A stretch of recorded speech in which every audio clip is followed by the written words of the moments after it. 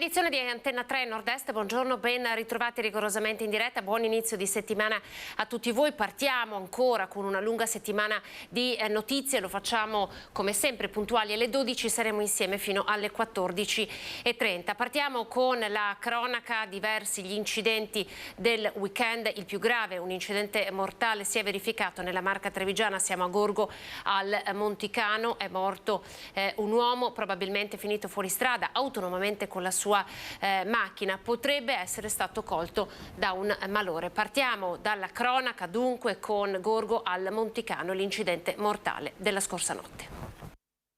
Stava andando a prendere la figlia alla partita di basket quando improvvisamente ha perso il controllo dell'auto che è finita nel fossato. È morto così ieri sera poco dopo le 22 Vasco Basso, 49 anni, di Salgareda. L'incidente è avvenuto a Gorgo al Monticano in via 11 febbraio. Sul posto sono intervenuti i sanitari del 118. Purtroppo ogni tentativo di salvare la vita all'uomo è risultato vano. Sul luogo della tragedia anche i carabinieri che stanno ricostruendo la dinamica dell'incidente. Dai primi accertamenti pare non vi siano altri mezzi coinvolti e che Basso sia uscito di strada autonomamente. Vasco Basso lascia la moglie e 2 figlie. È la 25ª vittima sulle strade del Trevigiano in questo drammatico 2023.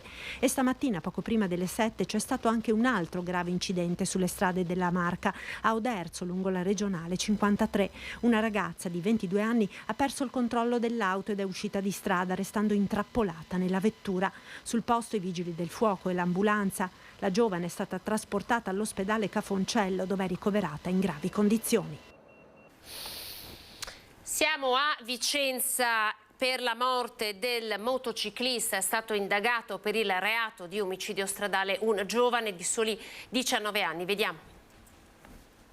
La Procura di Vicenza ha aperto un fascicolo per omicidio stradale a carico di un 19enne residente in provincia di Vicenza in relazione all'incidente mortale di domenica 28 maggio a Marano Vicentino, costato la vita al motociclista 64enne Giacomo Luisi Xotta. A condurre gli inquirenti su questa pista sarebbe stata l'autopsia, che avrebbe escluso l'ipotesi del malore ma ricondotto le cause del decesso ai traumi riportati nella caduta, forse causata da un probabile impatto con un'auto che lo avrebbe spinto fuori strada. Oltre alle indagini condotte dagli agenti della polizia locale dell'Alto Vicentino, che hanno acquisito alcune testimonianze per ricostruire la dinamica dell'incidente, la Procura di Vicenza con il PM Luigi Salvadori ha anche disposto il sequestro sia della moto che di 2 auto. Un autobus a fuoco, siamo a Padova, la città del santo. Per noi c'è in diretta la nostra Valentina Visentin, che ha raccolto la protesta dei sindacati. Mezzi troppo vecchi, denunciano i sindacati del settore del trasporto di Padova. Vediamo, Valentina, buongiorno. Abitazione a fuoco, il proprietario. Valentina, forse c'è un problema di collegamento, allora intanto facciamo vedere il servizio che stava partendo dalla regia. Siamo a Fellette di Romano, un'abitazione andata a fuoco, sta migliorando la condizione del proprietario di questa abitazione, è andata letteralmente in fiamme. Allora andiamo a vedere il servizio che stava partendo, poi ci collegheremo con la nostra Valentina Visentin. Abitazione a fuoco, il proprietario finisce all'ospedale. Momenti di tensione a Romano Dezzelino, siamo in via Bassanese, nella frazione di Fellette, dove è divampato un incendio le cui cause sono al vaglio dei tecnici dei vigili del fuoco. In casa c'era una coppia di coniugi, i pompieri sono intervenuti con 2 automezzi e 5 operatori. Sono riusciti a portare fuori la donna, che era rimasta bloccata al piano superiore, mentre il marito, che aveva provato a spegnere il rogo con un estintore, ha respirato molto fumo ed è stato portato al pronto soccorso per accertamenti. Fortunatamente le sue condizioni stanno migliorando. Le fiamme sono state circoscritte nella stanza al piano terra, evitando un rogo generalizzato. Bruciato tutto il contenuto del locale adibito a lavori hobbistici. Danni al laterizio del tetto e da fumo al resto dell'abitazione. Siamo in grado ora di collegarci con la nostra Valentina Visentin per il caso del mezzo di trasporto pubblico urbano che è andato a fuoco. Buongiorno Valentina. Sì, buongiorno da Padova. Ieri attimi di paura all'interno di un autobus della linea 10 di Bus Italia che stava transitando in zona San Lazzaro. L'autista si è reso conto che le fiamme stavano completamente avvolgendo la parte posteriore del mezzo. Ha subito fatto scendere i passeggeri, circa una decina che erano all'interno, mettendoli in salvo, tanto lo spavento per questo episodio che insomma fanno notare i sindacati. Ricorda quanto siano vecchi alcuni mezzi di Bus Italia che sono ancora in servizio. Qui con me c'è Stefano Pieretti di ADL Cobas. I Cobas spesso hanno denunciato gli autobus troppo vecchi della linea di Bus Italia per quanto riguarda il servizio urbano. Anche in questo caso il mezzo era piuttosto datato.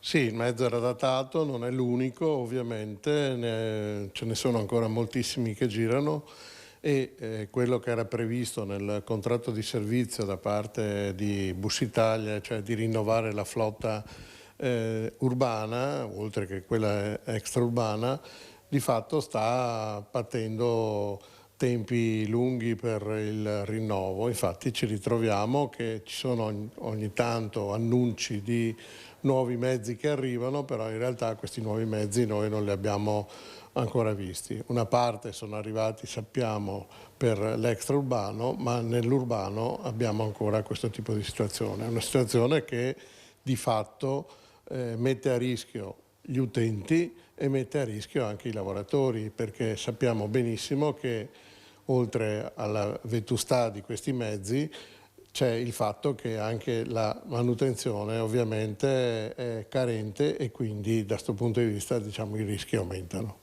Ecco, ieri era domenica, però l'autobus era un autobus doppio, quindi molto probabilmente impiegato anche nei servizi di trasporto scolastico al mattino. Ieri era domenica, c'erano solo 10 persone a bordo, quindi insomma una tragedia sfiorata quella che è avvenuta ieri.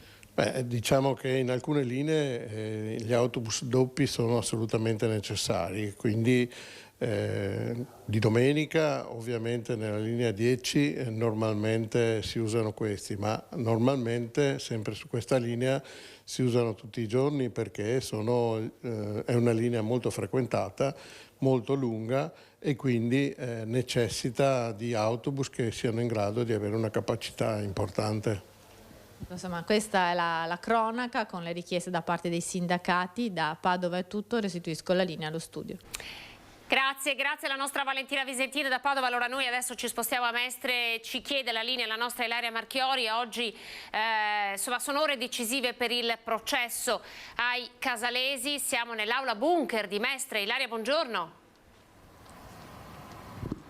Buongiorno Anna, buongiorno ai nostri telespettatori. In realtà ci troviamo di fronte all'aula bunker perché, come vedete, alle mie spalle i cancelli sono ancora chiusi, non c'è ancora nessuno perché tutti sono stati convocati per il pomeriggio per quella che dovrebbe essere la sentenza del processo ai casalesi di Eraclea. Potrebbe durare alcune ore, dunque potremmo non averla proprio in serata per i nostri telegiornali, al più tardi domani. Comunque noi saremo qui ovviamente. Ricordiamo un processo durato 3 anni, coinvolge 46 imputati, oltre 120 le udienze alle spalle, di cui molte che abbiamo anche seguito proprio qui appostati all'ingresso dell'aula bunker, anche all'interno quando ci è stato permesso. Migliaia di pagine di indagini a coprire quest'arco temporale che dai primi anni 2000 è arrivato poi a concludersi con gli arresti che ricordiamo tutti avvenuti a febbraio 2019. Una sintesi delle richieste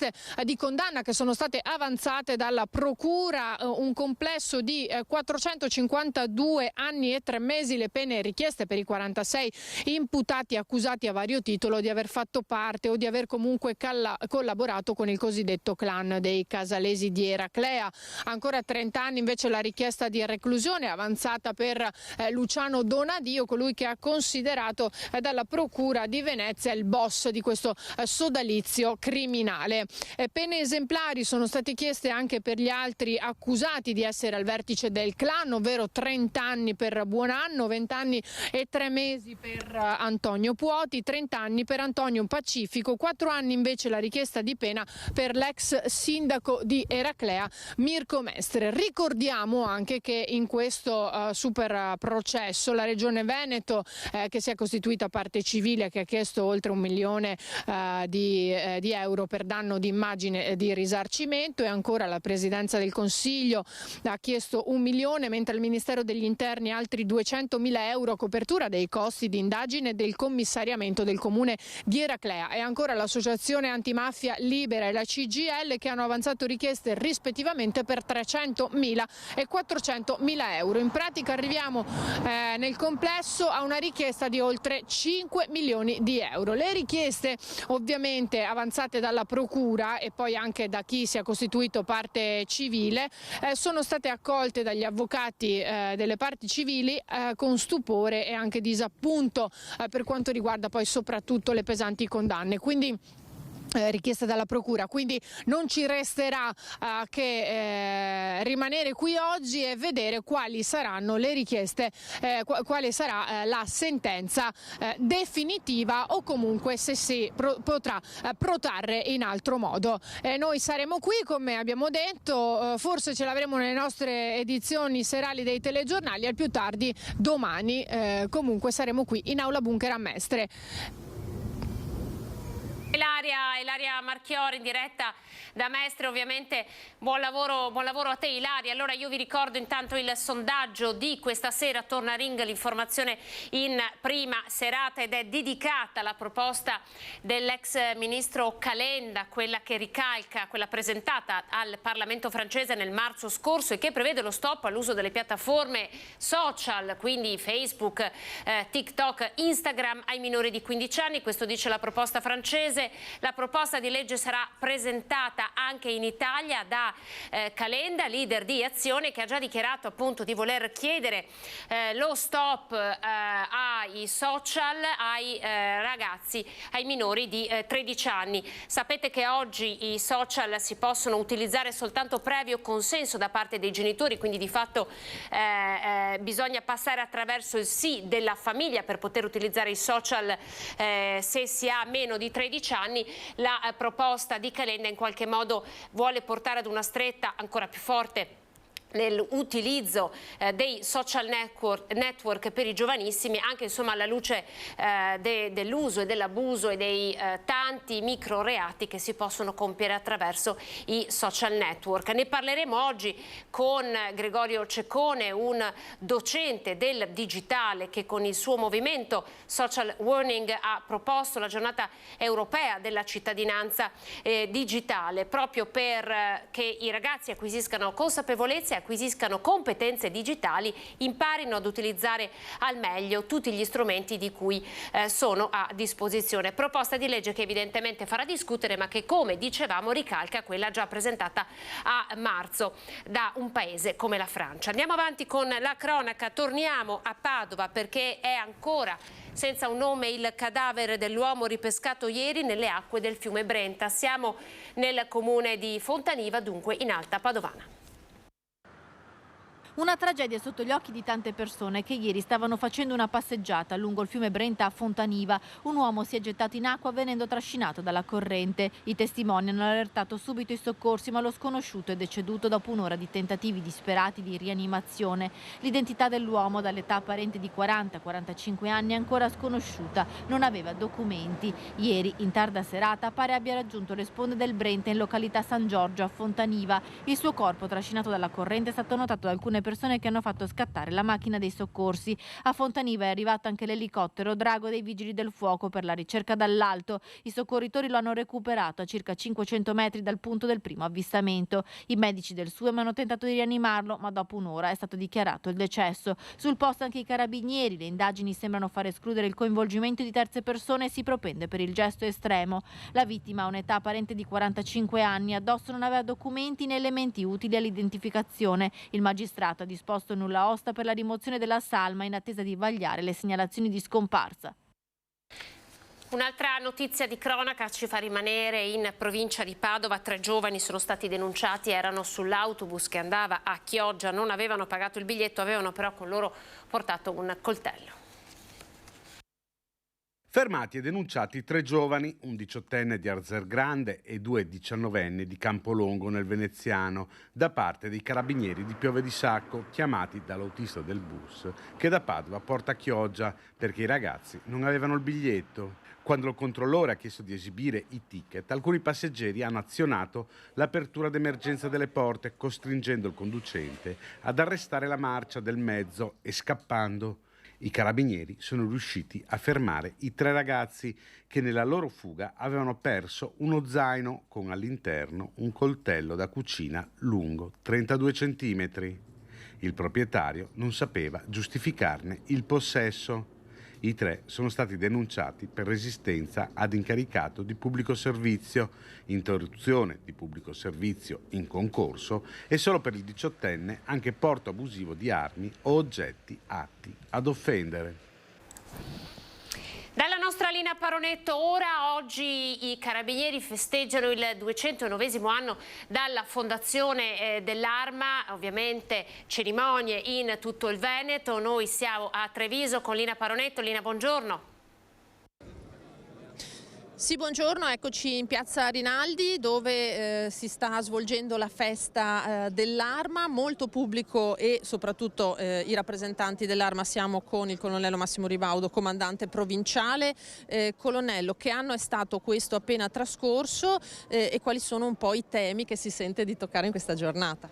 Certo, oggi ricorre il 209° annuario della fondazione dell'Arma, per noi un momento certamente anche per raccontare quello che siamo e quello che facciamo per le comunità. Abbiamo scelto dopo diversi anni di tornare in una piazza di questa splendida piazza Rinaldi di Treviso proprio per stare vicini alle comunità che ci onoriamo di servire. Insomma, per noi è un messaggio importante quello di farla in un luogo aperto al pubblico. Più tardi sarà anche l'occasione per ricordare alcuni dati dell'attività svolta nel 2022 e in questi primi 5 mesi del 2023 dall'Arma dei Carabinieri, che ci vede frontalmente impegnati soprattutto in un'attività di rassicurazione sociale, di polizia di prossimità e di controllo del territorio, che sono gli aspetti cardini della nostra azione. C'è qualche episodio in particolare che l'ha toccata, colpita in questo anno? Ce ne sono tanti, come sempre è chiaro che la sofferenza soprattutto delle persone, che insomma i tanti sinistri stradali con decessi, insomma ci stringiamo, colgo l'occasione anche per stringerci al dolore delle famiglie che devono sopportare anche insomma questi lutti che talvolta sembrano quasi incomprensibili. Insomma, certo la morte è sempre l'affatto che colpisce di più. Senta comandante, a prescindere naturalmente da quello che voi potete e non potete dire, siete impegnati anche in un'indagine particolarmente importante in questo momento per quanto riguarda il delitto del Piave. Certo, ci sono grandi risorse impegnate per fare chiarezza su un fatto che certamente necessita di grandi approfondimenti. Posso garantire che grazie all'attenta direzione della Procura della Repubblica di Treviso c'è grande attenzione sul punto e verrà fatto tutto col massimo scrupolo per cercare di ricostruire al meglio quanto accaduto. Un'ultima cosa, i propositi per il nuovo anno invece? I propositi è cercare di, anche con una comunicazione istituzionale sempre più adeguata, di realizzare un modello di polizia di prossimità che consenta ai cittadini di sentirsi sicuri. Termino dicendo, insomma, un po' come il nostro motto, abbiate fiducia che possiamo aiutarvi. Insomma, vogliamo cercare anche grazie a queste manifestazioni di dar fiducia alla gente del fatto che possiamo cercare di operare a loro favore. Grazie al colonnello Massimo Ribaudo. Con Nicoletta Rizzetto, qui da piazza Rinaldi a Treviso, restituisco la linea. Grazie alla nostra Lina Paronetto, buon lavoro anche a voi con Nicoletta Rizzetto. Torniamo in Alta Padovana, sparò e uccise al ladro. Ricorderete il caso di Massimo Zen, guardia giurata dopo la condanna per la morte di un giostraio. Zen attende di essere portato in carcere. Nella sua casa di Cittadella attende che i carabinieri lo vengano a prendere per portarlo in carcere. Ultime ore di libertà per Massimo Zen, 52enne, ex guardia giurata, che il 22 aprile del 2017 uccise un giostraio che con 2 complici stava fuggendo in auto dopo aver messo a segno una serie di assalti ai bancomat. La Cassazione ha confermato la pena di 9 anni e 6 mesi per omicidio volontario, nonostante la Procura Generale avesse chiesto di annullare la condanna e rimandare il caso ai giudici d'appello perché l'evento si sviluppò nel contesto di una un'attività lecita seppur rischiosa che aveva determinato una situazione che imponeva una reazione. Zen esplose 3 colpi, uno di questi mortale, mentre cercava di bloccare l'auto in fuga dei banditi che lo stavano per centrare. Preoccupato per il suo futuro, Massimo Zen dice di essere rimasto deluso dalla giustizia e anche dalla politica che dopo l'iniziale solidarietà lo ha lasciato solo. Resta ricoverato in gravi condizioni il 17enne di Castelfranco che rischia di rimanere paralizzato dopo il tuffo da un pontile di Jesolo. Intanto riparte la campagna di sensibilizzazione anche dell'ULSS rivolta ai giovani. Oltre ad essere vietato, è pericolosissimo il tuffo dai pontili perché l'acqua è evidentemente bassa. L'intervista della nostra Marta Marangon.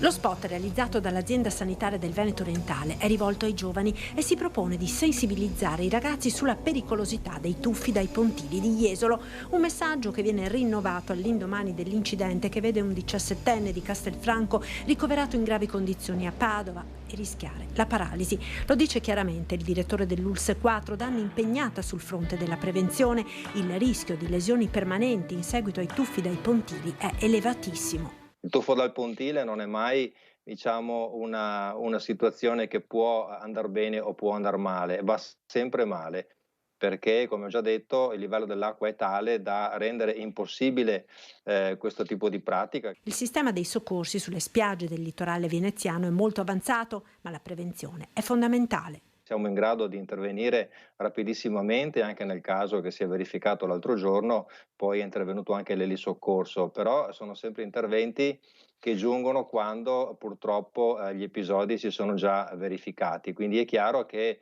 il tema della prevenzione e dell'educazione è quello che sta alla base di qualsiasi azione, atta ad evitare che si verifichino situazioni di questo tipo. I pontili sono delle opere di difesa idraulica e da decenni vige il divieto di accedervi e ancor più di fare i tuffi. I pontili sono delle opere di difesa idraulica, quindi non possono essere tolti. Non possono essere fisicamente chiusi, è abbastanza improponibile. Il Comune pensa di intensificare la campagna informativa ai ragazzi e lancia un accorato appello. Io voglio dirlo in maniera chiara, lo dico agli adulti perché lo trasmettano ai giovani e ai giovani, se ce ne sono in ascolto, che veramente in pochi secondi per una cavolata, per una pazzia ci si può giocare il resto della vita. Ricordo che il rischio è quello di rimanere paralizzati, spesso le lesioni interessano la parte più alta della colonna vertebrale e quindi comportano veramente la perdita dell'uso di buona parte del corpo e quindi davvero giocarsi la propria vita, il proprio futuro, perché spesso sono giovanissimi che fanno queste cose, è davvero una sciocchezza. Torniamo a Padova con le immagini. Grande successo per il Pride, circa 10.000 persone hanno marciato per i diritti. Presente tra l'altro al gran completo nella città del Santo tutta l'amministrazione comunale a partire da sindaco, vice sindaco e assessori. Vediamo.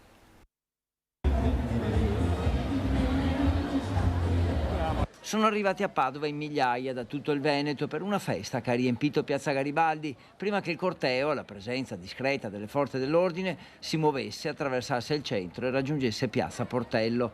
Un Padova Pride che difende i diritti della comunità LGBT, dei trans, degli omosessuali, delle famiglie con 2 papà o con 2 mamme. E in piazza c'erano giovani, meno giovani, studenti e famiglie. Lo slogan di quest'anno è "Chi si cura di te?", perché in questo clima d'odio pesante, in questo clima di violenza istituzionale, in questo hummus politico che non si cura affatto degli ultimi, delle minoranze, abbiamo bisogno che le persone si prendano cura le une delle altre e che la collettività si prenda cura di chi non riesce a farlo. La speranza di questa comunità è che arrivino anche prima o poi delle leggi che la sostengano e la avvicinino al resto dei cittadini. Vorremmo una legge contro le discriminazioni che è stata bocciata l'anno scorso, vorremmo un matrimonio egualitario, una forma di diritto di famiglia che equipara le famiglie omogenitoriali a quelle eterosessuali, vorremmo un aborto libero, sicuro e gratuito, vorremmo una medicina più femminista, che si prende davvero cura delle persone. Di certo ormai da alcuni anni Padova risponde con grande partecipazione ed entusiasmo al Pride, ma per gli organizzatori non è più una sorpresa. Padova risponde bene perché è una città accogliente ed è una città in cui da anni e anni le associazioni lavorano e lavorano anche con le istituzioni, ma anche con tutto il tessuto sociale, dagli studenti ai pensionati. E noi a Padova restiamo perché l'annuncio è di 2 giorni fa. 80 milioni di euro arrivano, nuovi soldi per il SIR 2, il tram, la terza linea del tram per la progettazione e per i mezzi. Soldi ne sono arrivati molti, tante le contestazioni anche da parte dei cittadini residenti nei quartieri che vivono dove dovrà transitare il tram, ma intanto i soldi stanno arrivando. Vediamo. Questione tram, novità importanti nelle ultime ore. Siamo davanti a Palazzo Moroni perché a Palazzo Moroni, insomma, simbolo dell'amministrazione, nelle scorse ore sono arrivati 80 milioni in più.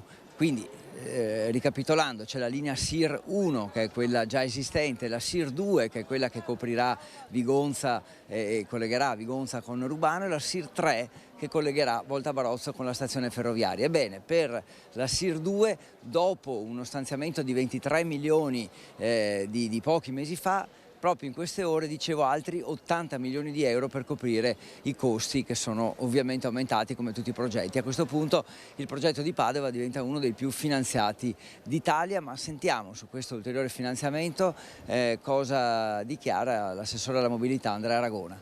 Abbiamo quindi aperto un'interlocuzione col Ministero, siamo stati inseriti nel fondo opere indifferibili e di qualche giorno fa c'è questa notizia di questi 80 milioni che credo siano la migliore risposta a chi polemizza sull'opera.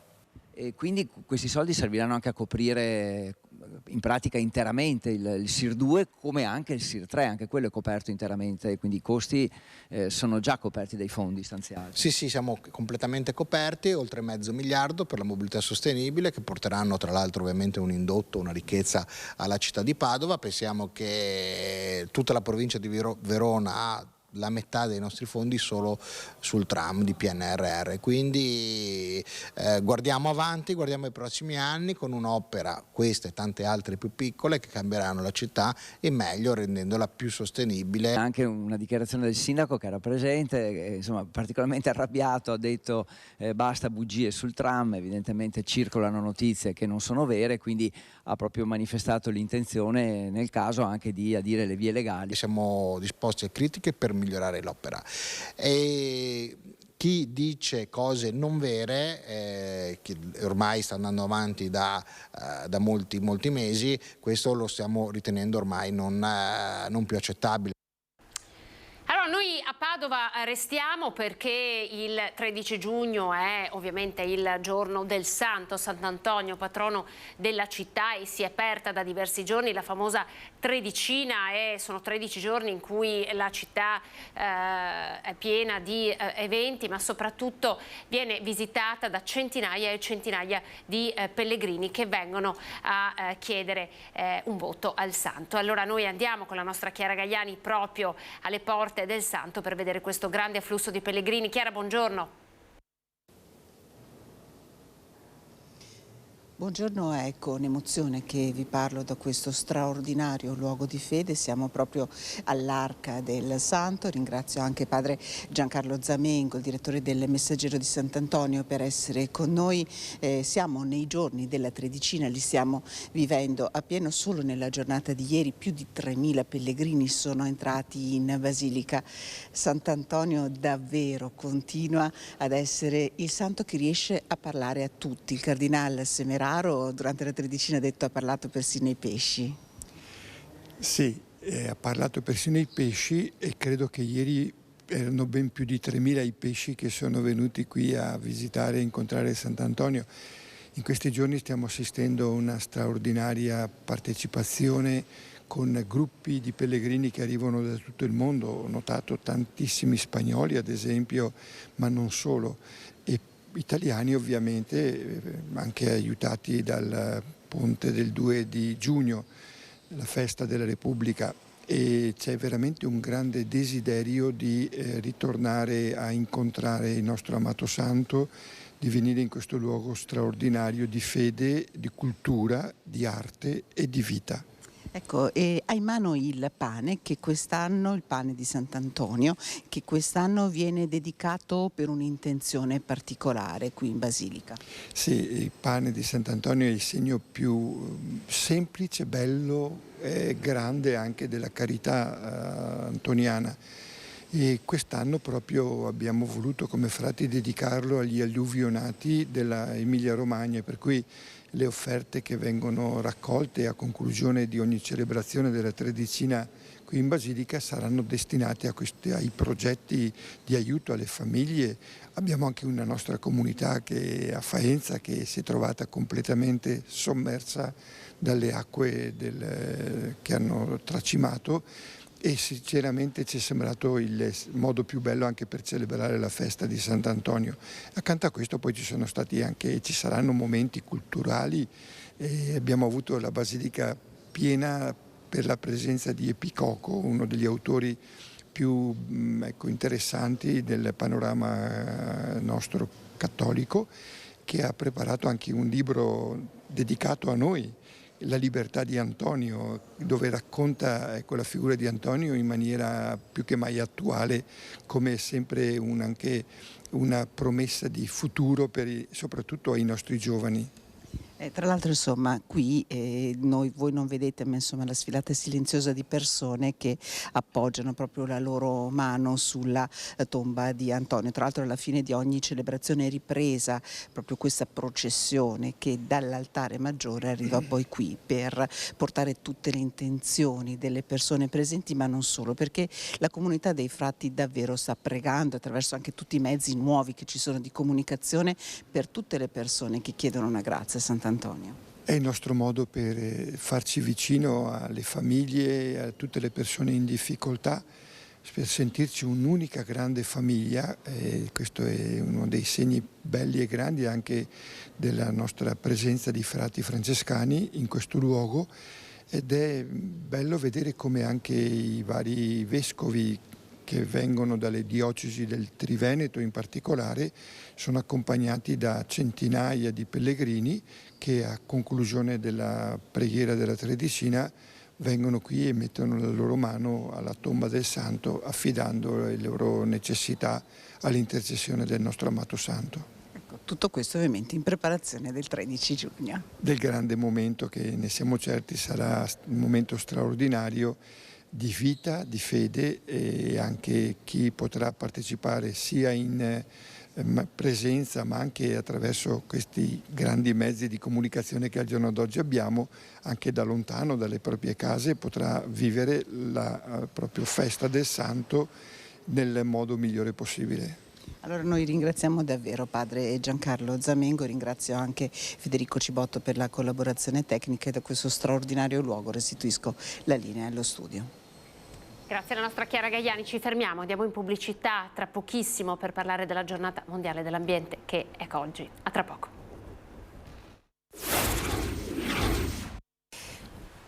Prima edizione, ben ritrovati. Allora, come anticipato, oggi 5 giugno è la giornata mondiale dell'ambiente, una data tra l'altro pensata e istituita nel 1972 dall'Assemblea delle Nazioni Unite, quindi è una data storica, una data che ha una grande storia, e di ambiente parliamo ormai da diverso tempo, un ambiente che oggi ci chiede davvero di invertire la rotta anche soltanto attraverso i nostri comportamenti. Ne parliamo insieme ad Andrea Ferrazzi, fondatore dell'associazione PER. Buongiorno Andrea, grazie. Buongiorno a lei, buongiorno a tutti. Allora, PER significa persone, ecologia e reti.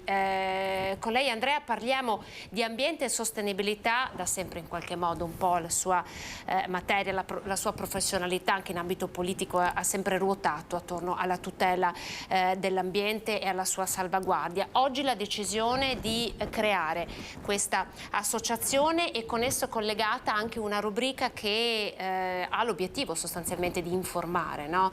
E tutti i cittadini, di renderli edotti sulle condizioni reali che si possono toccare con mano, che stiamo vivendo, e anche provare a toccare il tema della transizione ecologica in maniera concreta. Ma sa, l'ambiente è la nostra casa. Come dice il Papa, in un ambiente malato l'uomo non può essere sano e questo lo sperimentiamo in continuazione. L'abbiamo sperimentato anche 10 giorni fa nelle alluvioni che ci sono state devastanti in Emilia-Romagna, nella Romagna in particolare, e paradossalmente 10 giorni prima il governo aveva anche giustamente nominato il commissario nazionale contro la siccità. Cioè, vede, noi stiamo passando nel modo più veloce possibile da giornate di siccità estrema, devastanti, ad altrettante giornate devastanti di eccesso d'acqua e di malgestione dell'acqua. E questo è un segno di cosa? Del cambiamento climatico. Certamente questi eventi ci sono già stati, c'erano già stati, ma il cambiamento climatico sta modificandoli in due direzioni. Il primo è la frequenza, sono eventi che ormai avvengono sempre più frequentemente, e la seconda direzione è la dimensione dell'intensità. Sono eventi che per intensità non avvenivano, non sono mai venuti, almeno non sono mai venuti nella cosiddetta antropocene, cioè nella presenza dell'uomo sulla Terra. Quindi intervenire sull'ambiente vuol dire intervenire sul luogo dove noi viviamo e quindi intervenire su noi stessi, sulla salute nostra e dei nostri figli. Una rubrica per parlare di ambiente, per parlare di sostenibilità, perché c'è una transizione in atto che però stenta un po', mi permetta il termine, stenta un po' a partire. Abbiamo avuto un ministro per la transizione ecologica e abbiamo fatto un po' fatica, parlo anche, immagino a nome dei telespettatori, a vedere i grandi cambiamenti. Che cosa può portare, che cosa ci porterà con questa nuova rubrica? Noi abbiamo bisogno di luoghi della conoscenza, della condivisione e dei luoghi in cui ragionare con tranquillità ma anche con grande determinazione sui dati, sui fenomeni, su quello che sta accadendo e su quello che può avvenire, quindi sulle nostre responsabilità, senza fare analisi apocalittiche, senza un ambientalismo ideologico. L'ambientalismo deve fondarsi sulla scienza, sulla verità dei fatti, quindi un approccio davvero molto pragmatico, diciamo così.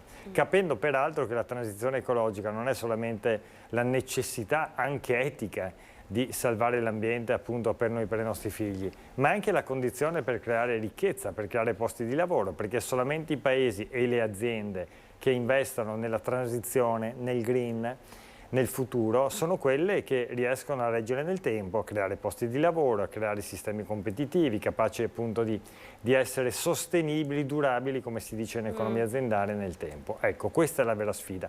Non c'è un approccio, non dobbiamo avere un approccio che mette da una parte la tutela dell'ambiente e dall'altra la difesa dei posti di lavoro. Chi dice questo dice un'idiozia, non conosce le cose. Noi invece dobbiamo lavorare nella transizione come grande strumento di creazione di benessere, di crescita, di sviluppo, di posti di lavoro, di qualità della vita sostenibile. Quando si è iniziato a parlare di transizione, poi lo scenario geopolitico è cambiato, c'è stata l'inflazione, i costi delle materie prime alle stelle, quindi ci siamo un po' sentiti dire, insomma, non è il momento, adesso ci sono altri problemi. Non è mai il momento però, perché dobbiamo immaginare che la giornata dell'ambiente, lo ricordo, è del 1972. Ma sai, alcuni di costoro che poi ogni volta o spariscono, dicono oh, che cataclisma è successo, immaginando che sia per volontà divina invece non per responsabilità dell'uomo. Costoro spesso dicono ma quanto costa la transizione ecologica, no? Ma la domanda è mal posta, la domanda corretta è quanto costa non fare nulla. E i costi della non transizione ecologica sono spaventosi, lo sono dal punto di vista ambientale, dei disastri che viviamo, del disastro della foresta vaia.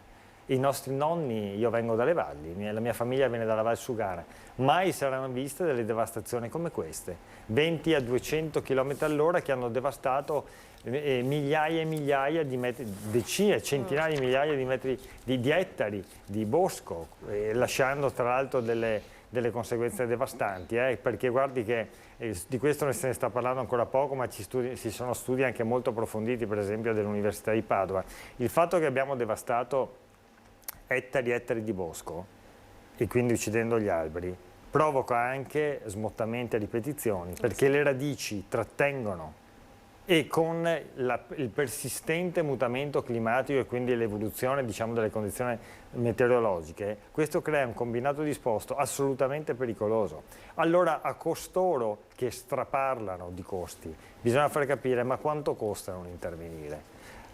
Per esempio Nairobi 4 anni fa, la conferenza delle Nazioni Unite, ha già stabilito che la prima causa mondiale di migrazioni è la siccità dovuta al cambiamento climatico, e quindi tutti i costi e anche la questione della sicurezza di cui molti parlano derivano da questo, deriva dal cambiamento climatico. La guerra dell'acqua, per esempio, la guerra della competizione, la guerra per esempio legata alle fonti energetiche. Insomma, chi non approccia un tema di questo tipo nella logica della trasformazione sta creando le condizioni per far morire se stessi e le proprie civiltà. Lei prima ha parlato di ideologia,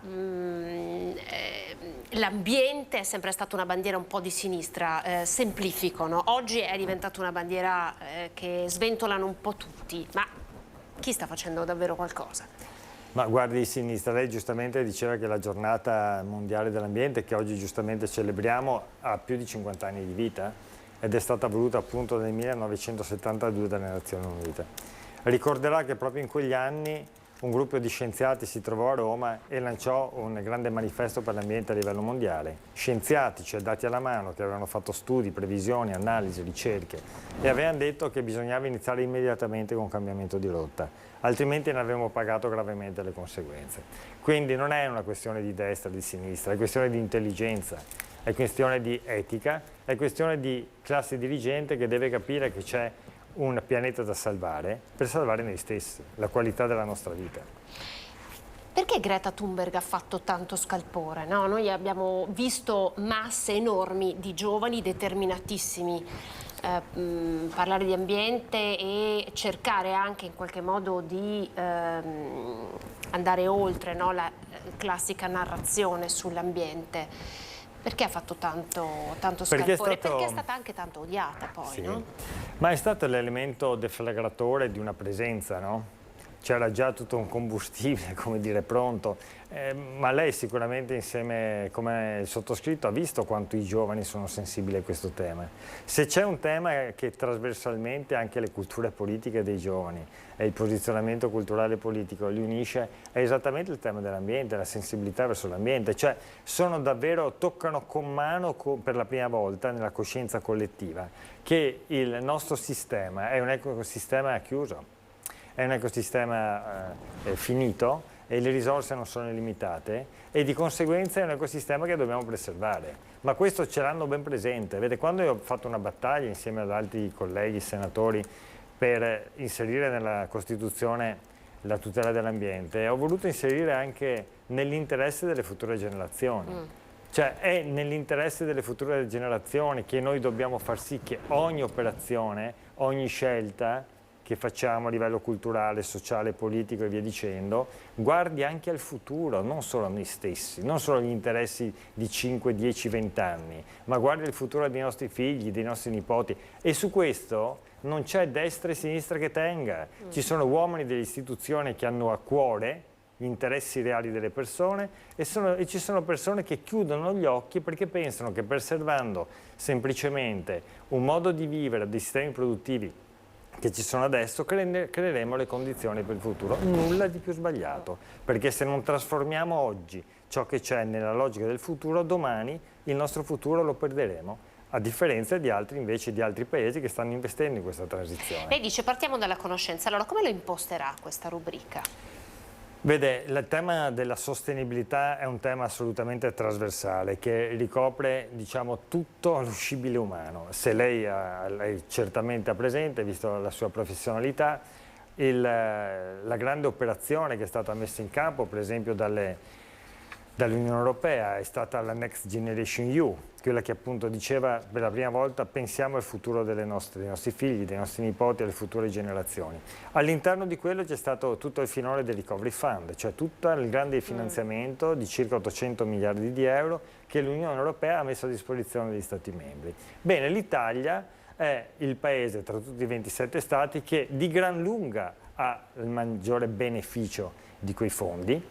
Allora noi andremo ad analizzare come sono questi fondi, per cosa servono, come poter trasformare il sistema economico, il sistema dei trasporti, il sistema delle imprese, come far sì che ci sia la possibilità nel nostro paese di abbattere clamorosamente quel livello soglia che abbiamo del dissesto idrogeologico. Vede, l'80% degli effetti, diciamo, dei fenomeni catastrofici, smottamenti e via dicendo, alluvioni, inondazioni e via dicendo, a livello europeo vengono nel nostro paese. Questo dipende da innumerevoli fattori. Ed è per questo che dobbiamo intervenire con maggiore radicalità e con maggiore capacità di approfondimento. Poi sarebbe interessante anche capire da parte di chi ci ascolta quali sono via via gli interventi e i temi che si vogliono approfondire. Il tema del clima, il tema dell'energia, il tema delle imprese, la trasformazione del mondo del lavoro, il tema dell'acqua. A proposito di lavoro le leggo un'ansa battuta veramente da poco, sono le dichiarazioni della Coldiretti che dice accelerare sull'approvazione della legge sul consumo di suolo che giace da anni in Parlamento e che potrebbe dotare l'Italia di uno strumento all'avanguardia per la protezione del suo territorio. A chiederlo è il presidente Ettore Prandini, nel ribadire la necessità di difendere il patrimonio agricolo e la disponibilità di terra fertile con adeguato riconoscimento sociale, culturale ed economico. Vede, quella legge a cui fa riferimento è il disegno di legge a mia prima firma, l'Atto Senato 1131, che eravamo quasi lì per votare, sarebbe stata una rivoluzione fondamentale e tanto importante per il Triveneto in particolare, perché veda, nel Veneto noi abbiamo purtroppo un primato insieme alla Lombardia che è quello del consumo del suolo. A livello nazionale, mentre noi parliamo, quest'anno consumeremo l'equivalente di terreno vergine pari all'estensione dell'intera città di Bologna. E continuiamo a devastare i nostri territori, a creare città, come dicono gli inglesi, sprawl, cioè distribuite in maniera insensata, ormai deliranti, come le chiamo io nel territorio. E questo cagiona delle conseguenze drammatiche dal punto di vista ambientale, dal punto di vista del dissesto, dal punto di vista sociale e culturale e via dicendo. È uno dei filoni. Questo è assolutamente uno dei filoni. Bisogna intervenire per uno stop al consumo del suolo e per una rigenerazione urbana, perché la rigenerazione urbana all'interno delle città può creare qualità della vita, nuovi investimenti, futuro, lavoro. È questo che dobbiamo fare. Senta, allora, una rubrica per raccontare e in qualche modo entrare nel cuore del Recovery Fund, perché noi ne abbiamo parlato, sono un po' quelle formule anche giornalistiche che vengono utilizzate, ma poi sotto sotto le persone nel concreto non hanno ancora capito di che cosa si tratta, come quando parliamo di PNRR, no?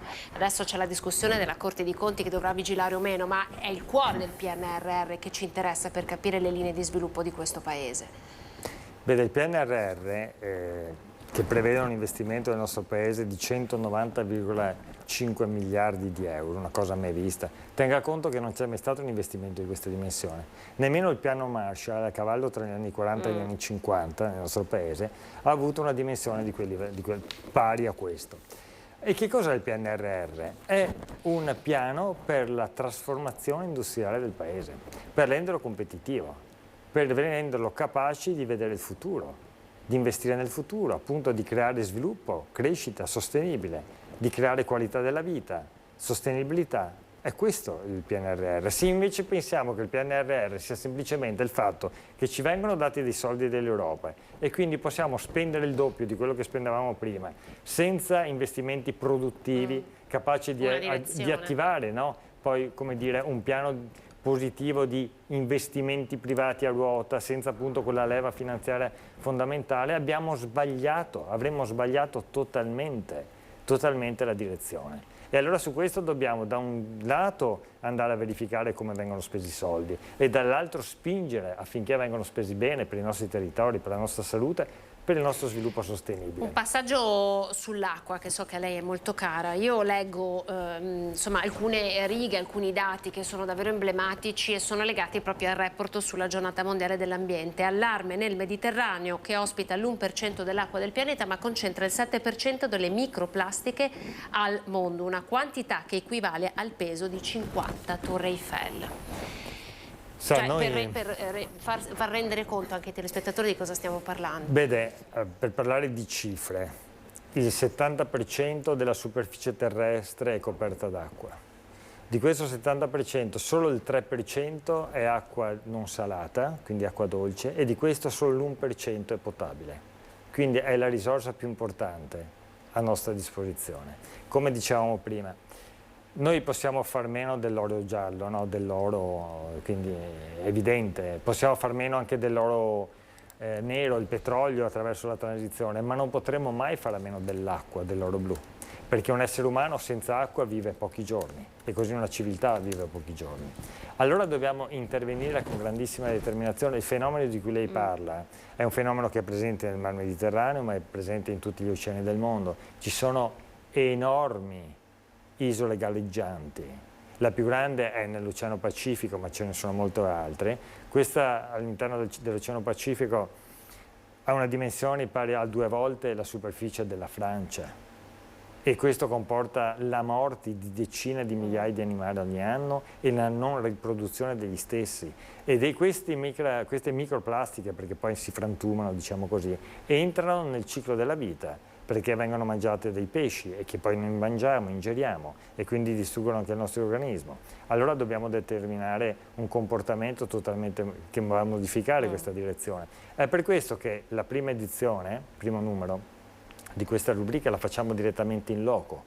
Io venerdì partirò per fare un viaggio nelle Alpi, insieme a un giornalista di motociclismo, che è una rivista che mi seguirà, e faremo una settimana di esplorazione delle Alpi alla ricerca dell'acqua nelle Alpi per vedere la qualità della vita alpina, perché veda, dalla qualità della vita alpina dipende la nostra qualità della vita, perché è dalle Alpi che viene l'acqua e l'acqua è la nostra vita. Quindi sarà un viaggio che partirà dalle Alpi per arrivare, ci racconta qualche tappa che ha in mente e diamo anche già le coordinate. Tutti i venerdì? Tutti i venerdì dalle 13 alle 13:30 terremo all'interno di questa prestigiosa, diciamo,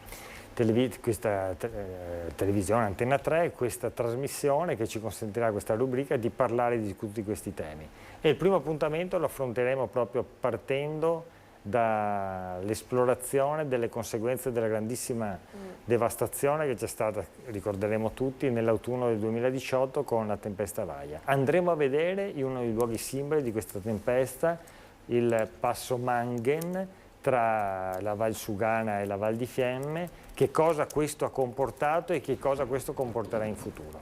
Questa sarà la prima tappa, continuerò poi in questa esplorazione appunto che mi impiegherà in questi 8 giorni, scenderemo poi a Trento incontreremo il direttore del Museo di Scienze Naturali, che è un bellissimo museo tra l'altro all'interno di quella struttura meravigliosa progettato da Renzo Piano, e andremo poi a incontrare gli abitanti della Val di Sole, dove è successo quell'evento drammatico ormai qualche settimana fa, qualche mese fa, dell'uccisione dell'uomo da parte dell'orso o dell'orsa, è ancora da verificare, per raccontare il rapporto tra animali selvatici e le persone, che non è solo la sicurezza umana, ma è anche naturalmente l'equilibrio di tutta l'economia alpina, dell'economia dell'alpeggio e via dicendo. Poi ci trasferiremo attraverso l'Austria e la Svizzera in Val d'Aosta, li andremo guidati dal presidente delle guide alpine della Val d'Aosta in visita ai ghiacciai del Monte Bianco, lì dove la nostra vita parte, per vedere proprio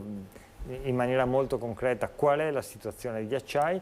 Poi scenderemo e a valle vedremo la produzione dell'energia, l'energia idroelettrica, e racconteremo di conseguenza quale secondo noi deve essere il futuro dell'energia rinnovabile, che è quella che dobbiamo usare nel nostro futuro. Quindi in prima linea Antenna 3 e l'associazione per l'ambiente, persone, reti, ecologia, per raccontarvi davvero che cosa sta accadendo e in qualche modo contribuire tutti quanti insieme a diffondere una nuova cultura per il rispetto, la salvaguardia e la tutela dell'ambiente. Grazie Andrea Ferrazzi per essere stato con noi. L'abbiamo lanciata tutti i venerdì alle 13 in viaggio per riscoprire il nostro territorio e anche ritrovare e riconoscere le nostre responsabilità di individui nei suoi confronti. Grazie per essere stato con noi. Grazie a tutti coloro che ci ascoltano. Grazie.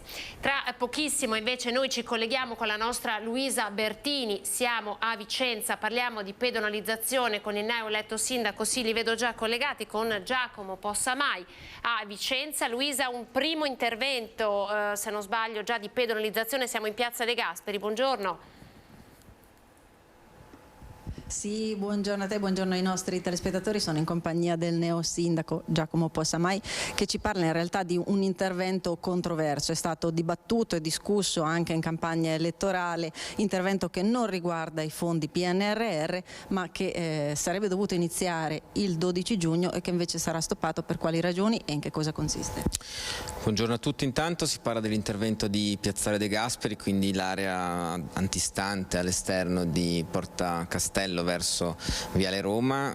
Era prevista la pedonalizzazione da parte dell'amministrazione passata, che però si porta dietro anche un cambio radicale del trasporto pubblico. Non ci sarebbero più i bus che attraversano Porta Castello e arrivano in Piazza Castello, e quindi di conseguenza ad esempio si perderebbero tutti gli stalli della sosta in San Felice Fortunato e in e lungo Viale Giuriolo.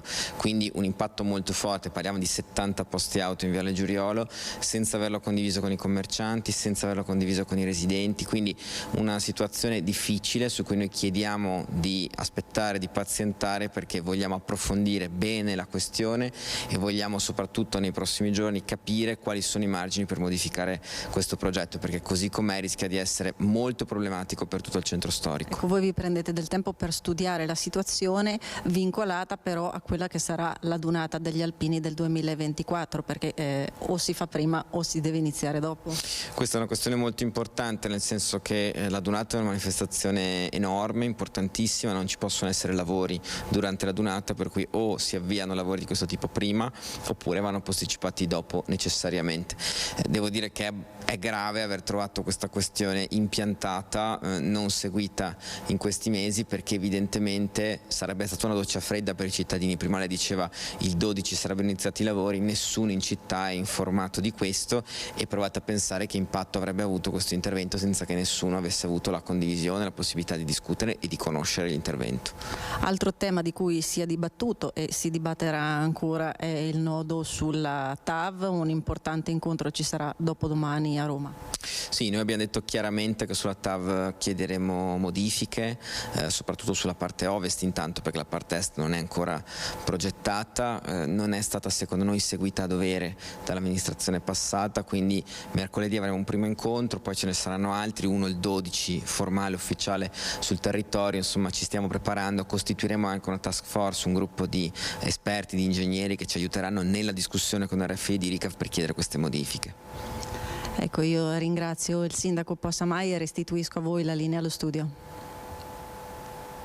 Luisa Bertini, grazie, buon lavoro a voi, un saluto al sindaco Giacomo Possamai. Noi ci spostiamo a Venezia, vedete insomma come sono frizzanti le nostre dirette, abbiamo tante notizie da darvi, tanti argomenti. Siamo a Venezia con l'assessore Simone Venturini. Assessore, buongiorno. Saluto anche Giacomo e Andrea. Infatti ha visto che compagni di partito. Simone, assessore al turismo, noi l'abbiamo contattata per due motivi in particolare, a partire dal primo.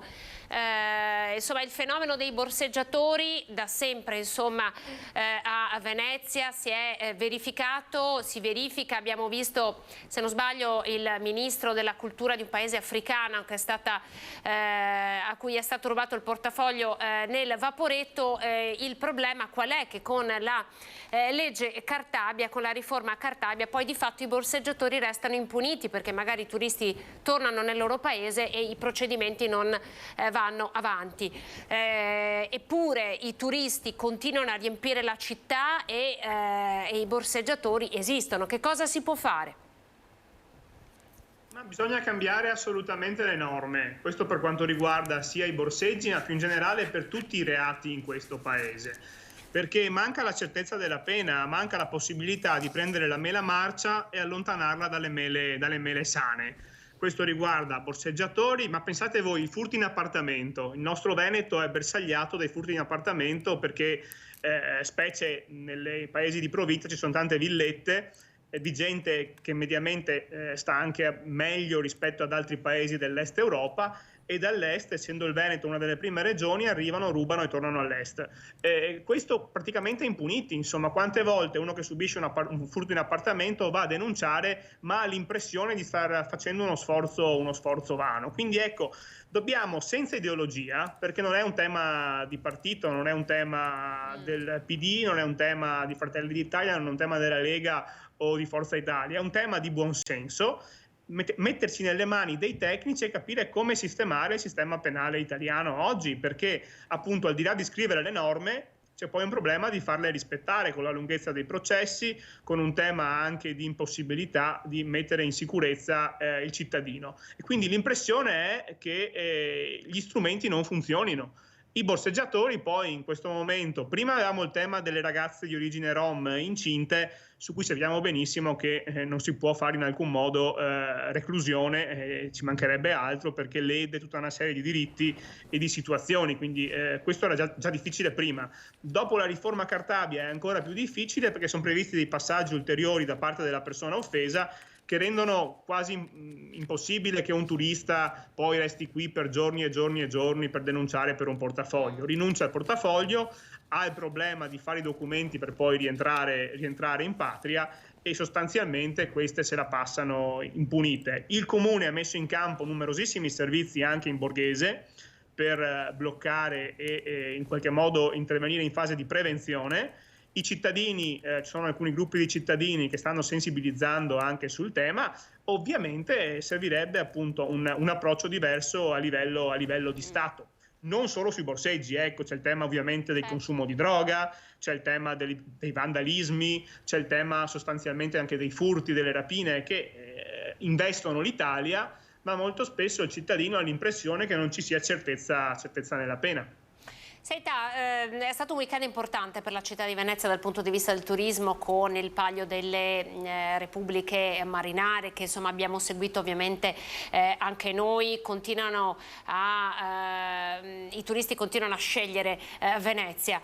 Con la stretta del governo per quanto riguarda gli affitti brevi, intanto come la pensate e come cambierà secondo lei il volto dell'ospitalità a Venezia?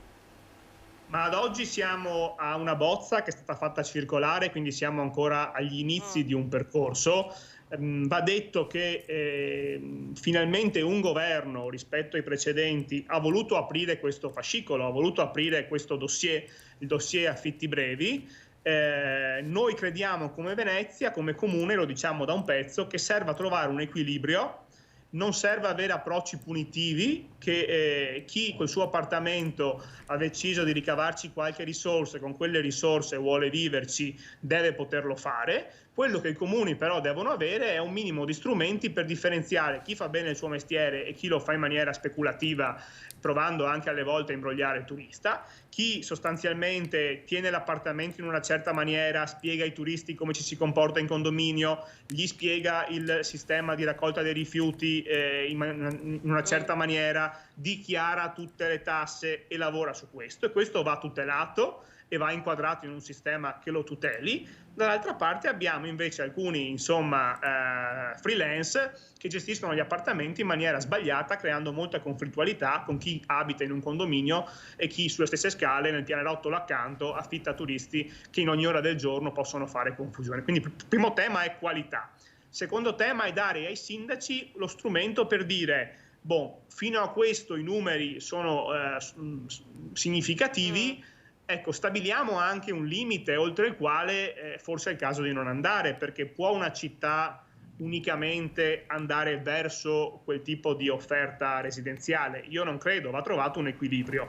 Allora, senza fare le crociate, senza impugnare battaglie ideologiche come alle volte da sinistra si prova a fare, si provi tecnicamente a dire cosa serve ai comuni per migliorare il settore, cosa serve ai comuni per alzare la qualità dell'offerta, ridurre il conflitto con i residenti che magari abitano nello stesso pianerottolo ed evitare che ci possa essere un raddoppio dei numeri di affitti turistici nel futuro. Ecco, su questo la bozza del governo apre alcuni temi, ma credo che debba essere potenziata, perché l'unico limite oggi inserito nella bozza è l'obbligo di affittare minimo 2 notti, quindi l'impossibilità di fare affitti brevi sotto le 2 notti.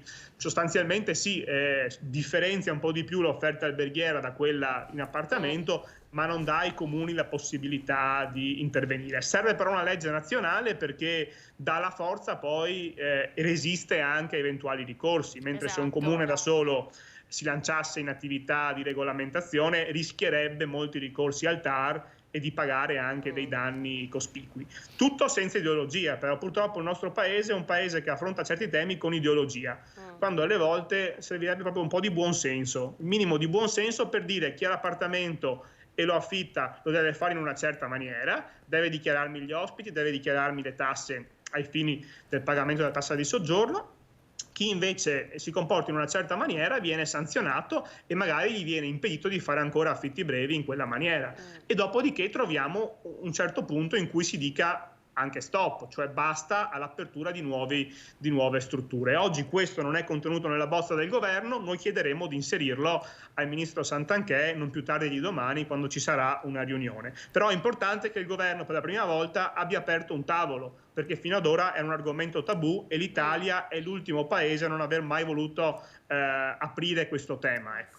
Quindi lei dice bene, ma insomma, ci aspettiamo anche un pochino più di coraggio, no? Su questo tema qua.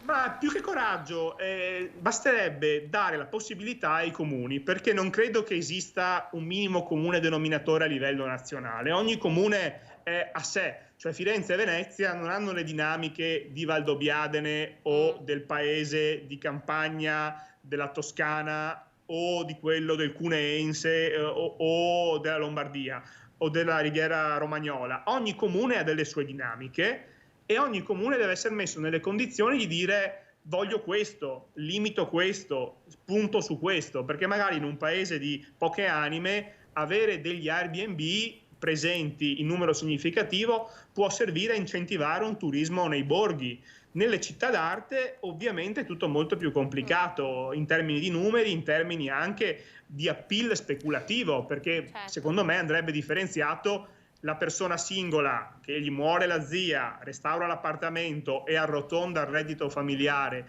e con quel reddito può vivere in centro città, che ha prezzi più alti di fuori. Altra cosa è il fondo immobiliare milanese che compra un intero palazzo, tutti gli appartamenti, caccia i residenti e fa sostanzialmente un albergo surrettizio. Sono due robe diverse, secondo me, che andrebbero anche provate a essere distinte a livello normativo. Senta, Assessore, l'ultima domanda che le faccio è questa. È calato il sipario sul Salone Nautico, oltre 30.000 visitatori, quindi davvero un successo senza precedenti. La parola chiave, e prima ne abbiamo parlato con Andrea Ferrazzi, è stata quest'anno la sostenibilità, la navigazione green.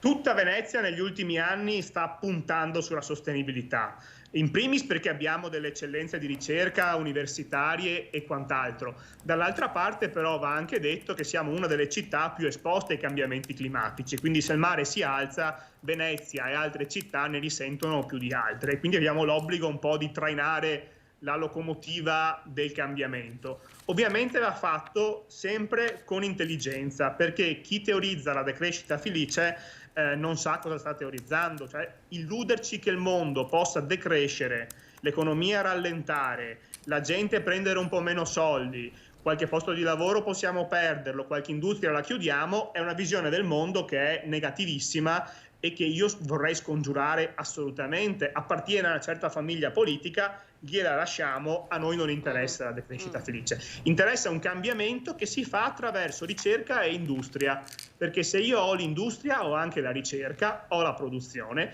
e il settore nautico è uno di quelli che nei prossimi anni più cambierà. Perché mentre sul settore dell'automotive si è intervenuti moltissimo nella ricerca per ridurre le emissioni inquinanti, per abbattere le polveri, già oggi un motore diesel insomma non è paragonabile a quelli di 20 anni fa, sembra tutta un'altra cosa insomma. L'elettrificazione, l'idrogeno, sulla parte ovviamente nautica siamo molto più indietro. Perché? Certo. Perché la navigazione urbana esiste solo a Venezia e in poche altre città, mentre la navigazione oltremare interessa fino a un certo punto, la porta container. Quindi ecco, provare a introdurre su questi temi la chiave della transizione ecologica è fondamentale. Venezia sta facendo da capofila, abbiamo appena annunciato che tutta la flotta della CTV nei prossimi anni man mano diventerà ibrida. La navigazione da trasporto delle aziende pubbliche sta andando verso l'ibrido. Stiamo sviluppando anche l'idrogeno insieme a Eni, insieme a altre grandi compagnie nazionali. Quindi ecco, ci deve essere una transizione, sempre però nell'ottica di non perdere un posto di lavoro, ma aggiungerlo, perché sono troppo preziosi per essere persi per battaglie ideologiche. Grazie Assessore per essere stato con noi, per il suo tempo e la sua disponibilità. Abbiamo toccato diversi temi, ma insomma era importante proprio per parlare di questo nella giornata mondiale dell'ambiente che appunto è oggi. Grazie a Simone Venturini per essere stato in diretta su Antenna 3. Arrivederci. Grazie. Arrivederci. Continuiamo a parlare di acqua con un salto nella Marca trevigiana, il progetto per le scuole, quello ideato dalla Regione Veneto per far conoscere ai bambini e ai ragazzi il Piave, i suoi rischi, incentivare il rispetto per l'ambiente. Vediamo. Io tu noi, il Piave, è il progetto promosso dalla Regione Veneto e l'autorità di bacino distrettuale delle Alpi Orientali nelle scuole primarie e secondarie per far conoscere, attraverso incontri e uscite sul campo, il fiume Piave. Coinvolti un centinaio di istituti scolastici del Trevigiano e del Veneziano bagnati dal fiume. Vedi i ragazzi non solo conoscere il loro ambiente, ma soprattutto conoscere anche le insidie del fiume Piave, perché come insomma, è stato noto alla cronaca, abbiamo avuto degli episodi in cui dei ragazzi, gettandosi proprio all'interno proprio per fare il bagno, non hanno saputo riconoscere poi le insidie che si sono situate all'interno del fiume. Non solo prevenzione ma anche azione attraverso l'educazione al rispetto dell'ambiente. L'iniziativa di Savno che va proprio nella situazione di togliere anche tutti quei rifiuti di persone che naturalmente, perché si parla di ambiente naturale, appunto ambiente che lasciamo anche alle future generazioni, ma con un rispetto di chi viene nel portare via i rifiuti e naturalmente non lasciare poi ai comuni in cui rimangono ovviamente tutta questa situazione da dover anche intervenire sotto un profilo ambientale. L'obiettivo del progetto è diffondere consapevolezza tra i giovani attraverso una conoscenza scientifico-ambientale del fiume, incentivando così una maggiore coscienza dei benefici derivanti dalla partecipazione delle comunità locali nel monitoraggio ambientale, in un'ottica di collaborazione di tutti per il bene della collettività. E di green noi continuiamo a parlare e lo facciamo parlando, pensate, del settore del calzaturiero. Andiamo lungo la riviera del Brenta, vi presento le nostre prossime ospiti, sono Alessandra Vicari, imprenditrice, buongiorno Alessandra, buongiorno, e poi Alice Mercato, direttore tecnico del Politecnico del Calzaturiero. Buongiorno Alice, buongiorno. Buongiorno a voi, buongiorno. Allora partirei con Alessandra, perché associamo il green al settore del calzaturiero? Perché nel 2022 è nata una rete tutta al femminile, si chiama In Punta di Piedi. Alessandra è una delle fondatrici di questa rete. Ecco, vi facciamo vedere, questo è l'articolo che è uscito sui quotidiani locali per presentare questa rete. Allora Alessandra, che cosa significa e qual è la genesi e l'obiettivo che porta avanti In Punta di Piedi? Allora, In Punta di Piedi è nata dalla volontà delle donne della Riviera del Brenta di mettersi in rete. L'obiettivo è quello di darci delle opportunità di incontro e di scambio, perché vogliamo evitare che ci siano delle opportunità che restino latenti o addirittura sconosciute per mancanza di relazioni all'interno del distretto. Quindi la creazione di questa rete ci permette di attingere al grande lavoro che è già stato fatto dalle istituzioni di categoria e sul territorio per confrontarci ed unirci in modo tale da guardare insieme al futuro e alle prossime sfide con quella caratteristica femminile di solidarietà e di complicità. Quindi non soltanto però incoraggiamento e supporto, ma anche ragionare in un'ottica di sinergia che ci dia maggiore capacità sia di innovare che di essere competitiva attraverso, come dicevo prima, lo scambio di informazioni e di conoscenze. Che cosa significa fare innovazione green nel settore del calzaturiero? Lo chiedo ad un'imprenditrice. Fare innovazione green è una grandissima sfida perché in questo momento diciamo che vengono messe sul campo tantissime richieste da parte dei nostri clienti, i quali ci chiedono appunto di ottemperare ad una serie di richieste che, come dicevo prima, appunto diventano sempre più sfidanti. Oggi la sostenibilità green non è soltanto una sostenibilità di prodotto, nel quale appunto nel calzaturiero, soprattutto nel nostro settore del luxury, è un po' difficile, perché è particolarmente difficile perché non possiamo esulare, diciamo, dall'utilizzo della pelle come elemento fondamentale della calzatura. E quindi consiste nel mettere in piedi tutta una serie di strumenti che portino ad ottenere una sostenibilità anche di processo, una sostenibilità sociale, e quindi una serie di strumenti che portino a creare un'organizzazione sostenibile. Come si può fare questo? Appunto attraverso diversi strumenti. Uno è il rafforzamento del Sustainability DNA, perché l'importante è quello di agire sul prodotto in termini, come dicevo prima, visto che alcuni concetti sono ancora difficili da sostenere, anche i concetti stessi di recycling, upcycling non sono ancora applicabili, ecco che allora conta l'utilizzo di pellami di qualità, che siano tracciabili, che non contengano sostanze nocive, e che i vari componenti della calzatura siano assemblati in maniera sostenibile, ricorrendo per esempio a dei collanti non invasivi. Un altro... Cosa? Quindi parliamo insomma anche dell'innovazione e della ricerca del prodotto. Sì, sì, parliamo indubbiamente della ricerca di prodotto, che però si limita, diciamo, a questi aspetti. Poi senz'altro c'è una sostenibilità di processo che richiede l'efficientamento di tutti i processi produttivi, con la riduzione di sprechi produttivi, sia produttivi che energetici, e il miglioramento degli impianti, e quindi appunto una serie di lavori da svolgere in questo campo. Poi ovviamente la sfida maggiore sul sociale, perché è necessario un cambiamento nei comportamenti di tutti i responsabili aziendali, e bisogna vincere problematiche quali le resistenze al change management, bisogna appunto affrontare tematiche quali quella della parità di genere, e quindi anche qui sono auspicabili una serie di interventi specifici. Senta Alessandra, Sì. non c'è la parità di genere secondo lei oggi nel mondo dell'impresa? Le faccio proprio una domanda a bruciapelo. Allora, il settore del calzaturiero è un settore che ha vissuto periodi di luci ed ombre. Lei dice creando questa rete proviamo a mettere quel valore aggiunto in più che le donne possono dare nel concetto di impresa. Questa parità di genere secondo lei ancora non esiste? Ma nel nostro settore diciamo appunto che ci sono stati fatti dei grossi passi in avanti, almeno da una serie di aziende, perché sappiamo che la parità di genere è fondamentale per lo sviluppo e l'innovazione e serve anche per attirare talenti. Cioè il fatto di posizionarsi sul mercato come un'azienda dove c'è parità del genere può senz'altro aiutare ad attrarre delle risorse. E le difficoltà derivano dal fatto che sostanzialmente le responsabilità familiari gravano ancora principalmente sulle donne.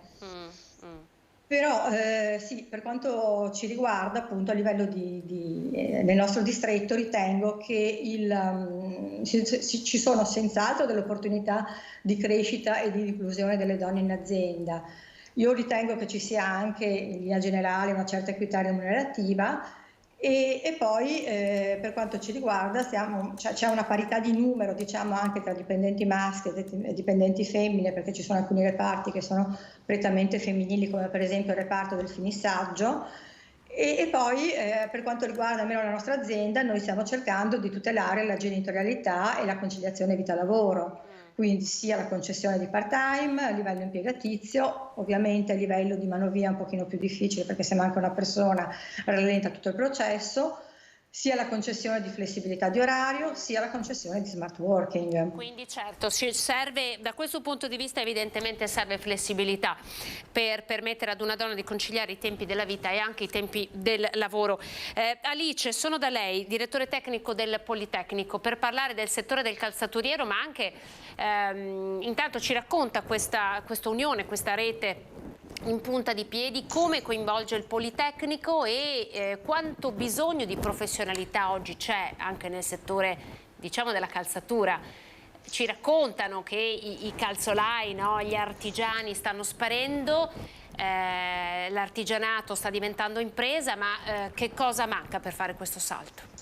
Allora, diciamo che Politecnico nasce come ente formativo 100 anni fa, quindi la storia del distretto si affianca alla storia del Politecnico e il nostro obiettivo è proprio quello di essere a supporto del distretto, quindi di recepirne le esigenze, di supportarli e anche di dare una spinta al settore, quindi tanto meglio quando arriva un input da parte di imprenditrici, come è stato appunto nel caso della rete in punta di piedi, che hanno chiesto il nostro coinvolgimento, insomma di affiancarle in questa rete che è una rete informale e che ovviamente aveva anche bisogno di qualcuno che si sapesse occupare nel vivo di attività quale la formazione, gli eventi, anche un luogo fisico dove incontrarsi, perché il Politecnico è comunque un luogo di riferimento per tutto il distretto calzaturiero, in quanto noi ci occupiamo sia di formazione ma anche di ricerca e sviluppo e di servizi alle aziende, quindi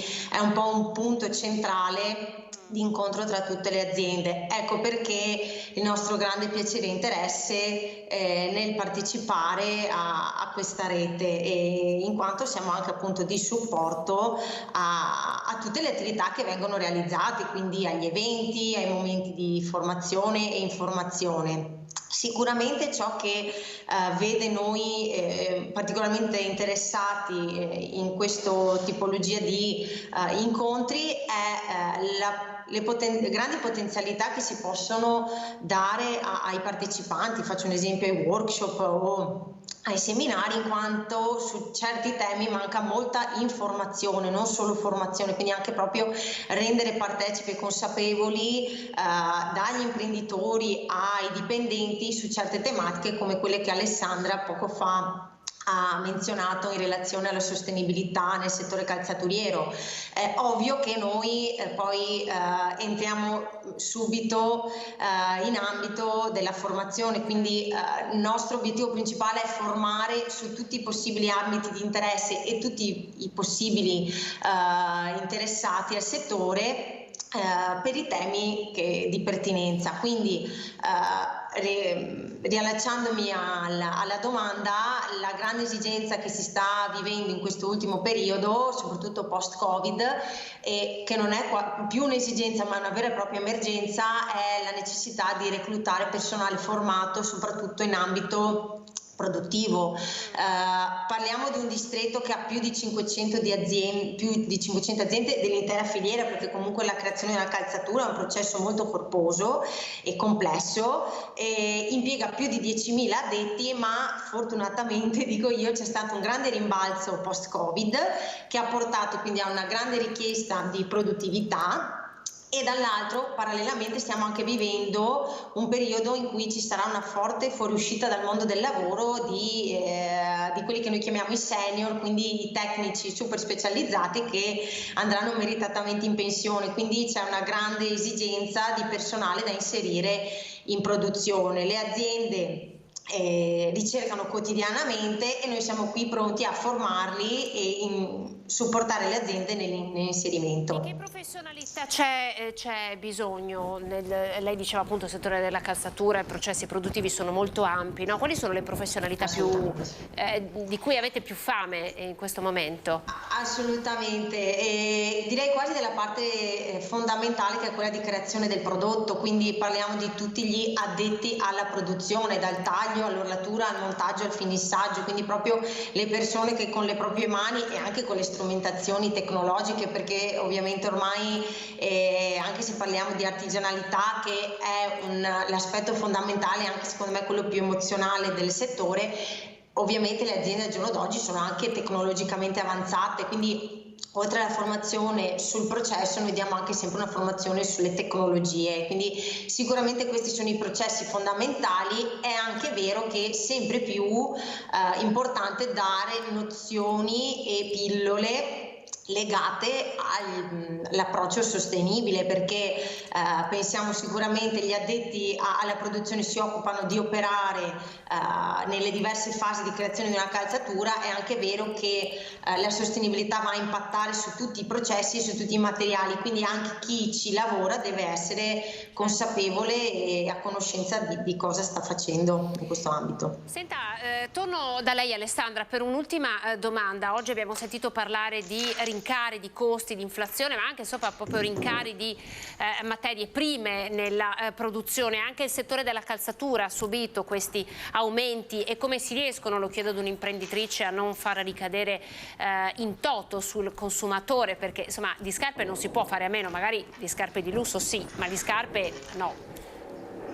Effettivamente sì. C'è stato un grosso impatto a seguito degli aumenti che si sono manifestati sia a livello di energia sia a livello di rincaro di materie prime. Noi abbiamo cercato una certa resilienza, diciamo, rispetto a questa crisi, perché, come diceva Alice, è stato un momento in cui da un lato abbiamo recuperato un fatturato grazie ai buoni tassi di crescita del mercato del lusso.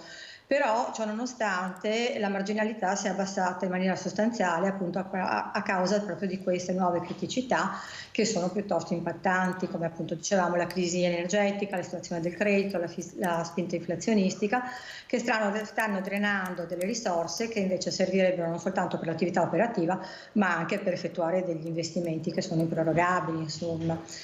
Ok, quindi il problema qual è? Che il nostro time to market varia dai 6 agli 8 mesi, quindi noi stiamo consegnando della merce i cui prezzi, abbiamo consegnato in questo primo semestre della merce i cui prezzi erano stati fissati e concordati con le case di moda per le quali produciamo nel semestre precedente praticamente, quando sì, c'era ancora qualche segnale di queste crisi, ma non era ancora così evidente, quindi la marginalità effettivamente si è ridotta, insomma.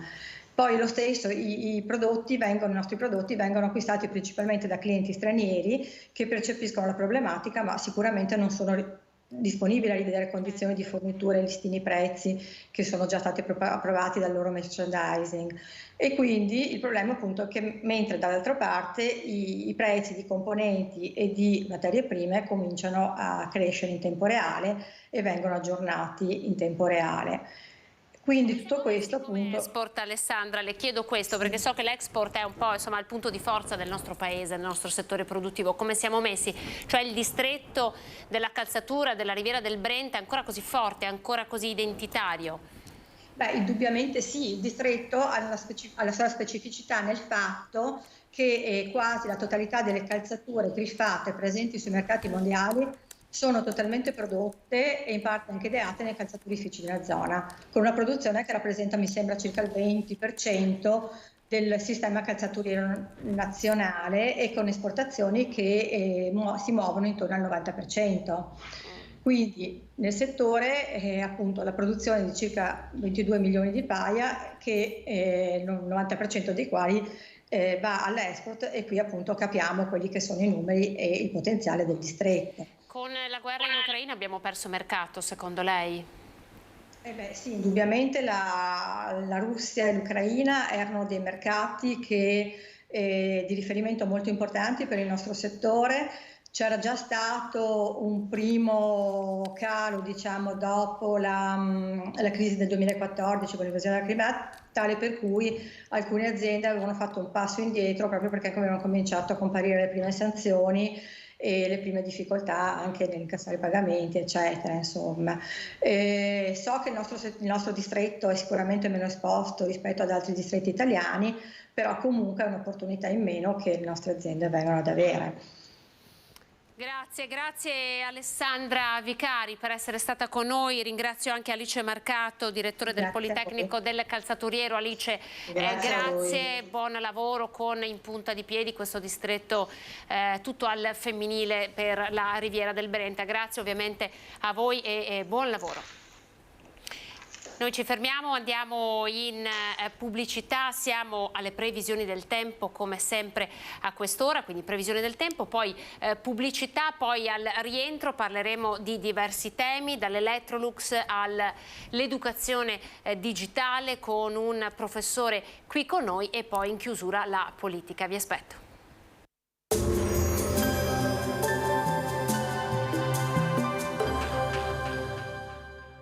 Portaci gli oggetti, i mobili, i vestiti che non usi più. Da noi, guadagni. Ex novo mercatino dell'usato. Aperto 7 giorni su 7, via Vicenza 23, Vede Lago.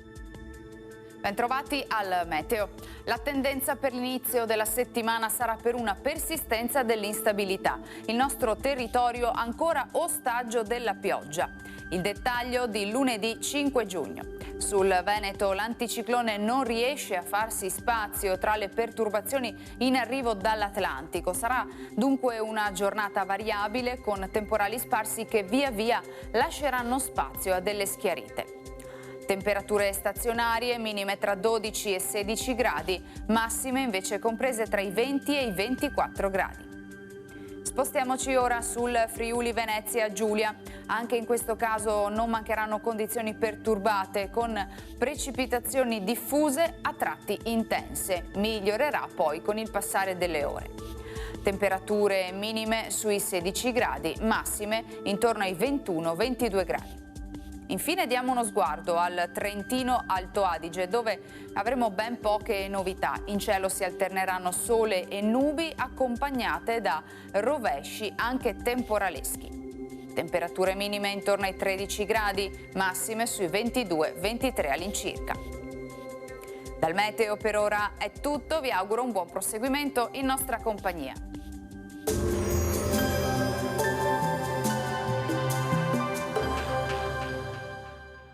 Portaci gli oggetti, i mobili, i vestiti che non usi più. Da noi, guadagni. Ex novo mercatino dell'usato. Aperto 7 giorni su 7, via Vicenza 23, Vede Lago.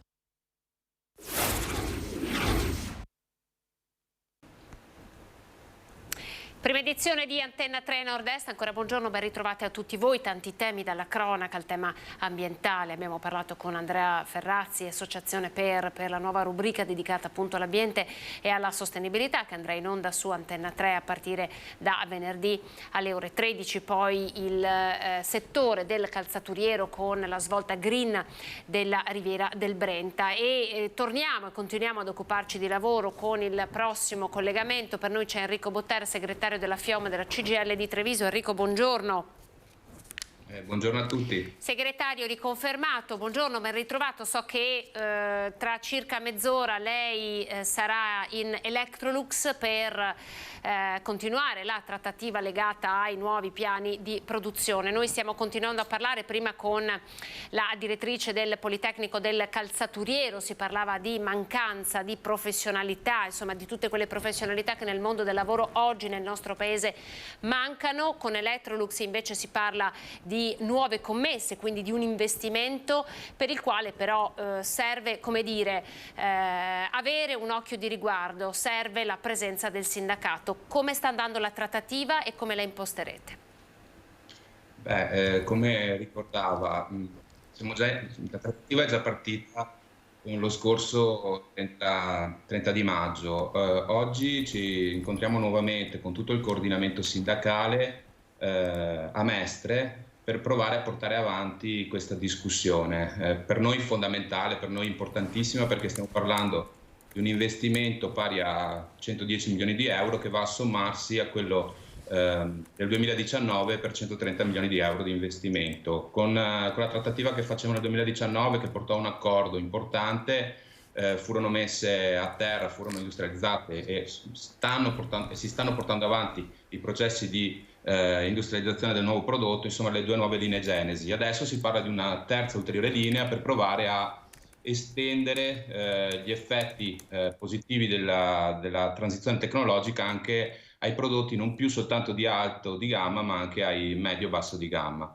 Ovviamente tutto questo passa per una trattativa che non è semplice, perché i 110 milioni di euro chiedono in cambio, diciamo, mettiamola così, l'azienda ci chiede un aumento dei pezzi ora, ci chiede di arrivare fino ai 120 pezzi ora, con l'accordo del 2019 per far girare Genesi eravamo arrivati ai 94 pezzi ora, e capite bene che è uno sforzo significativo rispetto alla prestazione di lavoro. Quindi la sfida vera sarà trovare una strada per tenere insieme l'investimento, l'esigenza che l'investimento poi sia produttivo, in qualche modo si paghi, e ovviamente le condizioni di vita e di lavoro delle lavoratrici e dei lavoratori di Electrolux.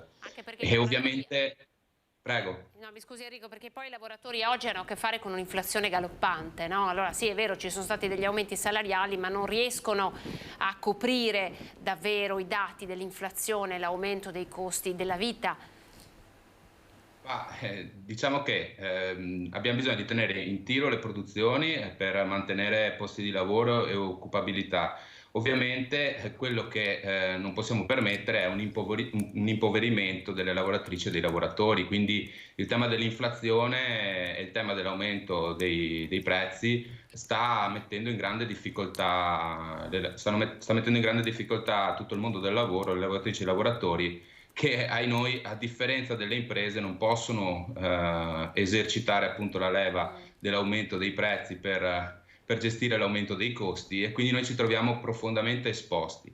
È necessario sia un intervento governativo di natura fiscale, al netto che noi non crediamo nelle soluzioni temporanee, perché noi vogliamo, diciamo così, soluzioni strutturali, ma l'altra strada per la quale si può dare una risposta ai lavoratori e al salario dei lavoratori è quello appunto della contrattazione. A giugno il contratto dei metalmeccanici proverà a restituire parte dell'inflazione, parte della perdita del potere d'acquisto. Parliamo stimato, perché poi dovremo vedere i numeri precisi, per un C3 che è il vecchio quinto livello, parliamo di aumenti intorno agli 80 euro.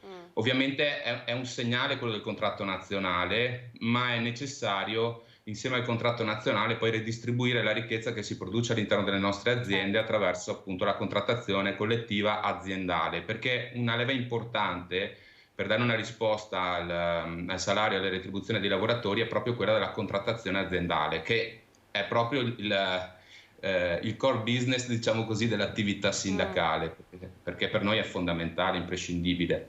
È una leva fondamentale per distribuire ricchezza e produttività, come anche è scritto nel contratto collettivo nazionale di lavoro, insomma. Senta, alcuni giorni fa il Presidente della Repubblica Sergio Mattarella ha insignito del titolo di Cavaliere del Lavoro Bruno Vianello, il Presidente di Texa, che è partita lavorando agli strumenti diagnostici, diciamo, dei mezzi, e adesso produce componenti per auto elettriche. Come lo giudica, insomma, dal suo punto di vista anche questo premio? Questo riconoscimento? Sì. Lo giudico sicuramente importante. Texa è un'azienda, insomma, è una di quelle aziende di cui ci possiamo vantare in questo territorio, non fosse altro per la volontà del Presidente, appunto di Vianello, di continuare a produrre in Italia, investire in Italia, insomma è in un settore complicato, dalla diagnostica poi adesso appunto le opportunità della riconversione elettrica dell'automobile, quindi tutti elementi positivi, ma come in tutte le più belle storie c'è sempre un però, c'è sempre un ma. Dal nostro punto di vista noi entriamo in Texa come sindacato, come FIOM, appena prima della pandemia. Abbiamo eletto l'RSU nel febbraio 2020, proprio qualche giorno prima del primo lockdown, e perché riusciamo a entrare in Texa, un'azienda così importante dove si sta così bene? Riusciamo a entrare in Texa perché i lavoratori in realtà pongono una questione che è quella appunto delle retribuzioni, che è quella salariale. Noi raccogliamo questo disappunto, questo disagio, ci organizziamo, eleggiamo l'RSU e cominciamo con l'azienda una discussione per provare anche in Texa, un'azienda così importante e così, diciamo così, tecnologicamente avanzata, ci poniamo l'obiettivo di provare a costruire la contrattazione aziendale, convinti di trovare in un imprenditore, insomma, così di livello, di trovare sponde, insomma. La nostra speranza era quella di trovare una strada partecipativa per riuscire a costruire la contrattazione aziendale anche in Texas, azienda insomma che per quanto riguarda le marginalità viaggia sicuramente in buone acque, tanto che è proprio un campione di questo territorio dal mio punto di vista. Il problema è che siamo tanto avanzati rispetto alle questioni, diciamo così, degli investimenti, dell'organizzazione, ma non ci siamo rispetto all'esigenza e alla volontà di attivare appunto una contrattazione aziendale che sappia ridistribuire la ricchezza che è prodotta anche all'interno di Texas. Quindi per noi rimane un po' una sorta di situazione un po' paradossale. E un riconoscimento un po' amaro forse, no? È un po' amaro. Sì, è molto amaro perché ci aspetteremo nelle imprese, soprattutto in imprese come Texas, per l'esempio che stiamo facendo, ci aspetteremo meno retorica e molta più prassi rispetto anche ai temi della ridistribuzione. In fin dei conti le condizioni di lavoro sono un elemento, diciamo così, anche competitivo oggi, quando un'azienda ha bisogno di guardare al mercato del lavoro e di recuperare competenze. Oggi un lavoratore guarda tante cose, oggi un lavoratore o una lavoratrice con insomma un ingegnere con competenze, con curriculum, guarda tanti fattori, e se in Texas abbiamo bisogno di capitale umano è necessario probabilmente avere anche degli strumenti che permetta di essere appetibili nel momento in cui ci si propone appunto di assumere, di avere competenze che devono essere di livello per il settore in cui si muove Texas. Senta, Enrico, l'ultima domanda è legata un po' al tema della sicurezza nei luoghi di lavoro, insieme all'agricoltura e all'edilizia. Quello del metalmeccanico è uno dei settori più a rischio. Che cosa state facendo?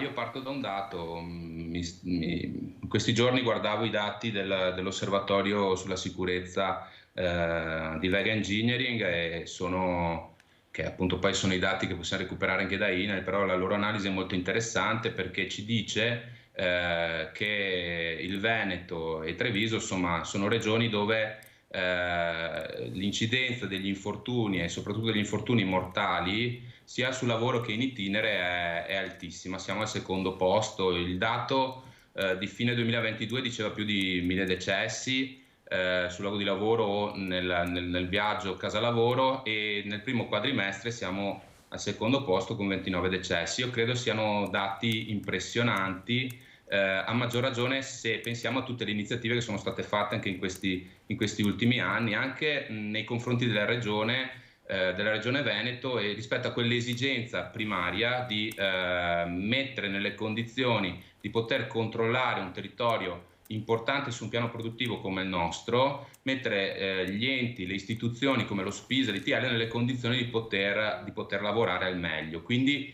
l'annoso ormai tema degli organici dello SPISA sono cose che io credo siano per le quali possiamo addirittura parlare di imbarazzo da parte di tutti, perché gli strumenti ci sono, le risorse ci sono, bisogna però decidere di investire. Non possiamo far passare il principio che la sicurezza è un costo. La sicurezza è il primo e il migliore degli investimenti all'interno dei luoghi di lavoro, non fosse altro perché la prima risorsa all'interno dei luoghi di lavoro sono proprio le persone, le lavoratrici e i lavoratori con le loro competenze. Grazie Enrico per essere stato con noi. Allora buon lavoro con la trattativa all'Electrolux, che so che appunto partirà tra pochissimo ovviamente. Grazie davvero per la sua presenza, segretario generale della FIOM di Treviso. Arrivederci. Arrivederci, grazie. Arrivederci Enrico. Allora noi adesso invece a Cittadella, dove per noi c'è la nostra Vanessa Banzatto, il caso di Zen, guardia giurata condannata al carcere per aver ucciso un ladro in fuga, un giostraio. La nostra Vanessa dovrebbe essere in compagnia del sindaco di Cittadella. Vanessa, buongiorno.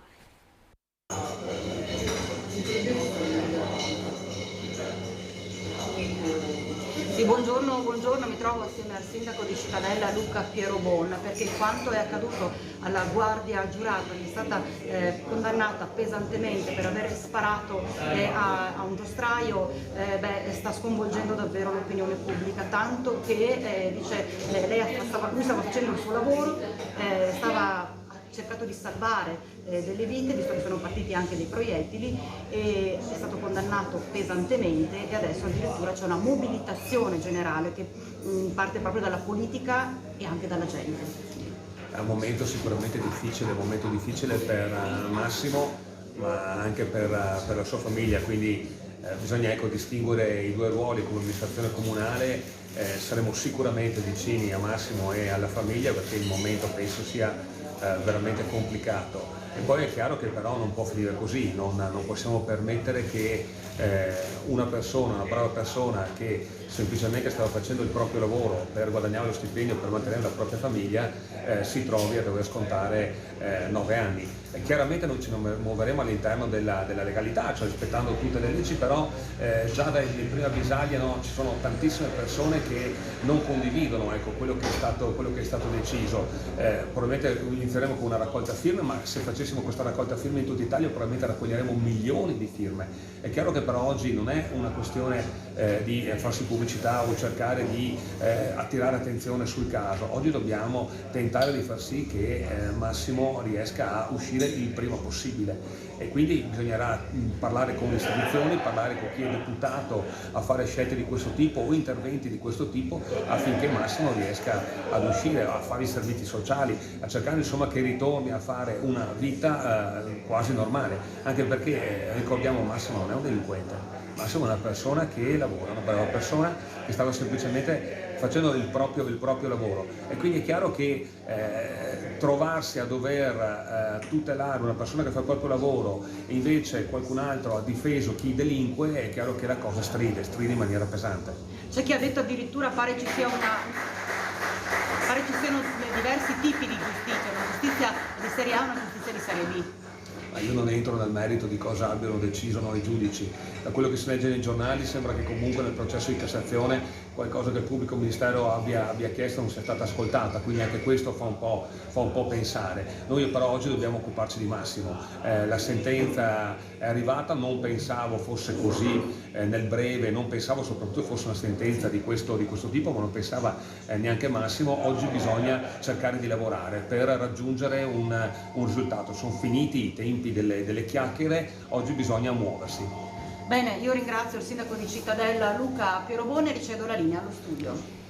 Grazie alla nostra Vanessa Manzato da Cittadella, un caso che sta facendo davvero tanto discutere nel nostro Veneto. Vedremo quanto la politica riuscirà anche ad intervenire in questo senso. Cambiamo decisamente argomento, voglio ricordarvi il sondaggio di Ring di questa sera, ecco lo vedete in questo momento, la proposta vietare i social ai minori di 13 anni. Sostanzialmente l'ex ministro Calenda, leader di Azione, ha annunciato che presenterà una proposta di legge sulla falsariga di quella che è stata presentata in Francia a marzo di quest'anno. L'obiettivo è quello di vietare i social ai minori di 15 anni. In Francia sarebbero già vietati i social network perché ovviamente serve il consenso dei genitori. In questo caso stiamo parlando di vietarli tout court. Allora io vi presento il nostro prossimo ospite, Gregorio Ceccone. Buongiorno Gregorio, formatore, professore. Lei ha tante cariche, ma sostanzialmente è già stato qui in questa sede come uno dei padri fondatori, insomma una delle anime del movimento del social learning, del movimento etico digitale. Allora, con il vostro movimento che di fatto vuole istituire la cittadinanza, la giornata della cittadinanza digitale per i giovani, una giornata europea, ma poi parleremo anche di questo. Voi siete finiti in finale e rappresentate l'Italia nei Digital Skill Awards. Intanto contestualizziamo che cos'è questa competizione, in che cosa consiste e che cosa vi ha permesso di arrivare in finale, e poi arriveremo a questa proposta di legge. Certamente. E questa competizione, diciamo, è una competizione che vede coinvolti diverse associazioni, diversi progetti in tutta Europa che riguardano il tema dell'educazione digitale e della cittadinanza digitale. Questo cosa vuol dire? Vuol dire come educare le diverse generazioni, non solo i più giovani, all'utilizzo del digitale. Noi abbiamo partecipato partecipato in una categoria proprio collegata con aumentare le competenze digitali dei più giovani e siamo arrivati in finale, adesso stiamo aspettando di vedere se il 23 e il 24 giugno saremo anche noi a Bruxelles tra, diciamo, i vincitori delle varie categorie per vedere insomma com'è andata. È stato per noi ovviamente un riconoscimento che ci ha fatto molto piacere, perché avere un riconoscimento a livello europeo della bontà del nostro progetto ovviamente per noi è molto importante, oltre che ovviamente gratificante. Su che cosa lavora questo progetto? Sostanzialmente che cosa fate? Ricordiamolo un po' ai telespettatori. Sì, allora il nostro progetto Movimento Etico Digitale, di cui fa parte Social Warning, è un progetto che vuole raggiungere gli studenti delle scuole secondarie, perciò medie e superiori di tutta Italia, per poter includere nelle scuole 2 ore di educazione alla cittadinanza digitale. Questo cosa vuol dire? Vuol dire imparare a riconoscere le potenzialità degli strumenti che i nostri ragazzi utilizzano tutti i giorni, ma ovviamente anche quali sono i rischi. Siamo, come si può dire, molto convinti che parlare anche di potenzialità, di opportunità del web e del digitale con i nostri ragazzi sia molto molto importante. Cambiare un po' una narrazione che li vede solamente come vittime di questi strumenti, ma anche, come si può dire, di autori e di... Poi avete anche un osservatorio. Attraverso questo osservatorio quale vi risulta sia il livello di consapevolezza dei ragazzi in merito alle potenzialità, ma anche ai rischi del digitale? Diciamo, è un livello molto eterogeneo. Diciamo, la forte differenza che vediamo è data sia dall'età, ovviamente, vediamo che la maggior incidenza di reati collegati con l'incapacità di utilizzare gli strumenti molto spesso è concentrata dalla seconda media alla seconda superiore, dove i ragazzi combinano molti, guai, pasticci e non solo, con il web, dati proprio alla loro scarsa consapevolezza di come muoversi nel mondo reale, prima di tutto, e poi come muoversi nel mondo digitale. Poi man mano che i ragazzi diventano più grandi, sicuramente sono maggiormente in grado di saper utilizzare questi strumenti con consapevolezza. Gli strumenti ce ne sono tanti, ma quelli più utilizzati dai giovani sono proprio i social network. Forse Facebook è quasi superato, oggi parliamo di Instagram e TikTok. Ha un senso secondo lei vietarlo? Lei ci sta parlando di seconda media e seconda superiori, quindi ci siamo, è proprio il range della Francia sostanzialmente. Vietarlo ha senso? Allora sì, come diceva giustamente, i social utilizzati ai ragazzi, Facebook, come direbbero i giovani, è un social da vecchi, da boomer, come direbbero loro. Sui social che vanno per la maggiore assolutamente TikTok, Instagram, sta anche emergendo BeReal come nuovo social. Io penso che sì, sia una regola da far rispettare fondamentalmente, quello del non utilizzare i social al di sotto dei 13 anni. In realtà se io mi iscrivo a TikTok e dichiaro di avere al di sotto dei 13 anni, proprio la piattaforma non mi permette di utilizzare lo strumento, perciò vuol dire che io devo mentire, devo utilizzare generalità fasulle per potermi iscrivere. Ma chi ci controlla? Una bella domanda. Ci dovrebbero controllare, come si può dire, innanzitutto il mondo adulto dovrebbe essere in grado di monitorare, aiutare, accompagnare i ragazzi all'utilizzo di questo strumento, perché diciamo attualmente nei social noi non ci registriamo con il nostro codice fiscale o con dei nostri dati biometrici personali, ci scriviamo con delle informazioni che noi diamo. Questa libertà ovviamente ha i suoi pro, tantissimi pro, e ovviamente anche i suoi contro è che non possiamo mai sapere qual è la persona, qual è l'età esatta a cui sta iscrivendo. Quindi lei ci sta dicendo che per aprire un profilo Instagram, io ho 12 anni, rispondo delle domande, basta mentire per poter accedere, quindi in questo momento non c'è nessun tipo di controllo per l'iscrizione dei giovanissimi. È questo che forse la proposta di legge vuole andare a fare, cioè imporre un controllo più... insomma, dei limiti più concreti, più reali? Assolutamente, è una cosa che mi auguro che ci sia questo sistema di poter migliorare questo controllo. Devo essere sincero, a livello tecnico la vedo un po' difficile, impegnativa, ma sicuramente possibile. Penso che il grosso cambiamento sia a livello educativo e a livello sociale, ovvero sia che gli adulti, i genitori siano in grado di accompagnare e di non concedere l'utilizzo di questo strumento a ragazzi così giovani. Che strumenti hanno i genitori al di là del non lo fare, cioè al di là del imporsi e dare dei divieti. Esistono degli strumenti per controllarli da remoto piuttosto che imporre dei limiti di orario? Cioè, quali sono gli strumenti che possono avere a disposizione i genitori? E dopo però torniamo a parlare di ragazzi. Allora, penso che un primo strumento proprio tecnico siano i parental control, i controlli parentali. Che cosa sono? Sono dei programmi che, installati su dispositivi sia dei ragazzi sia dei genitori, permettono di monitorare, di gestire l'orario, se sono connessi a internet, con chi parlano, a quali contenuti stanno accedendo.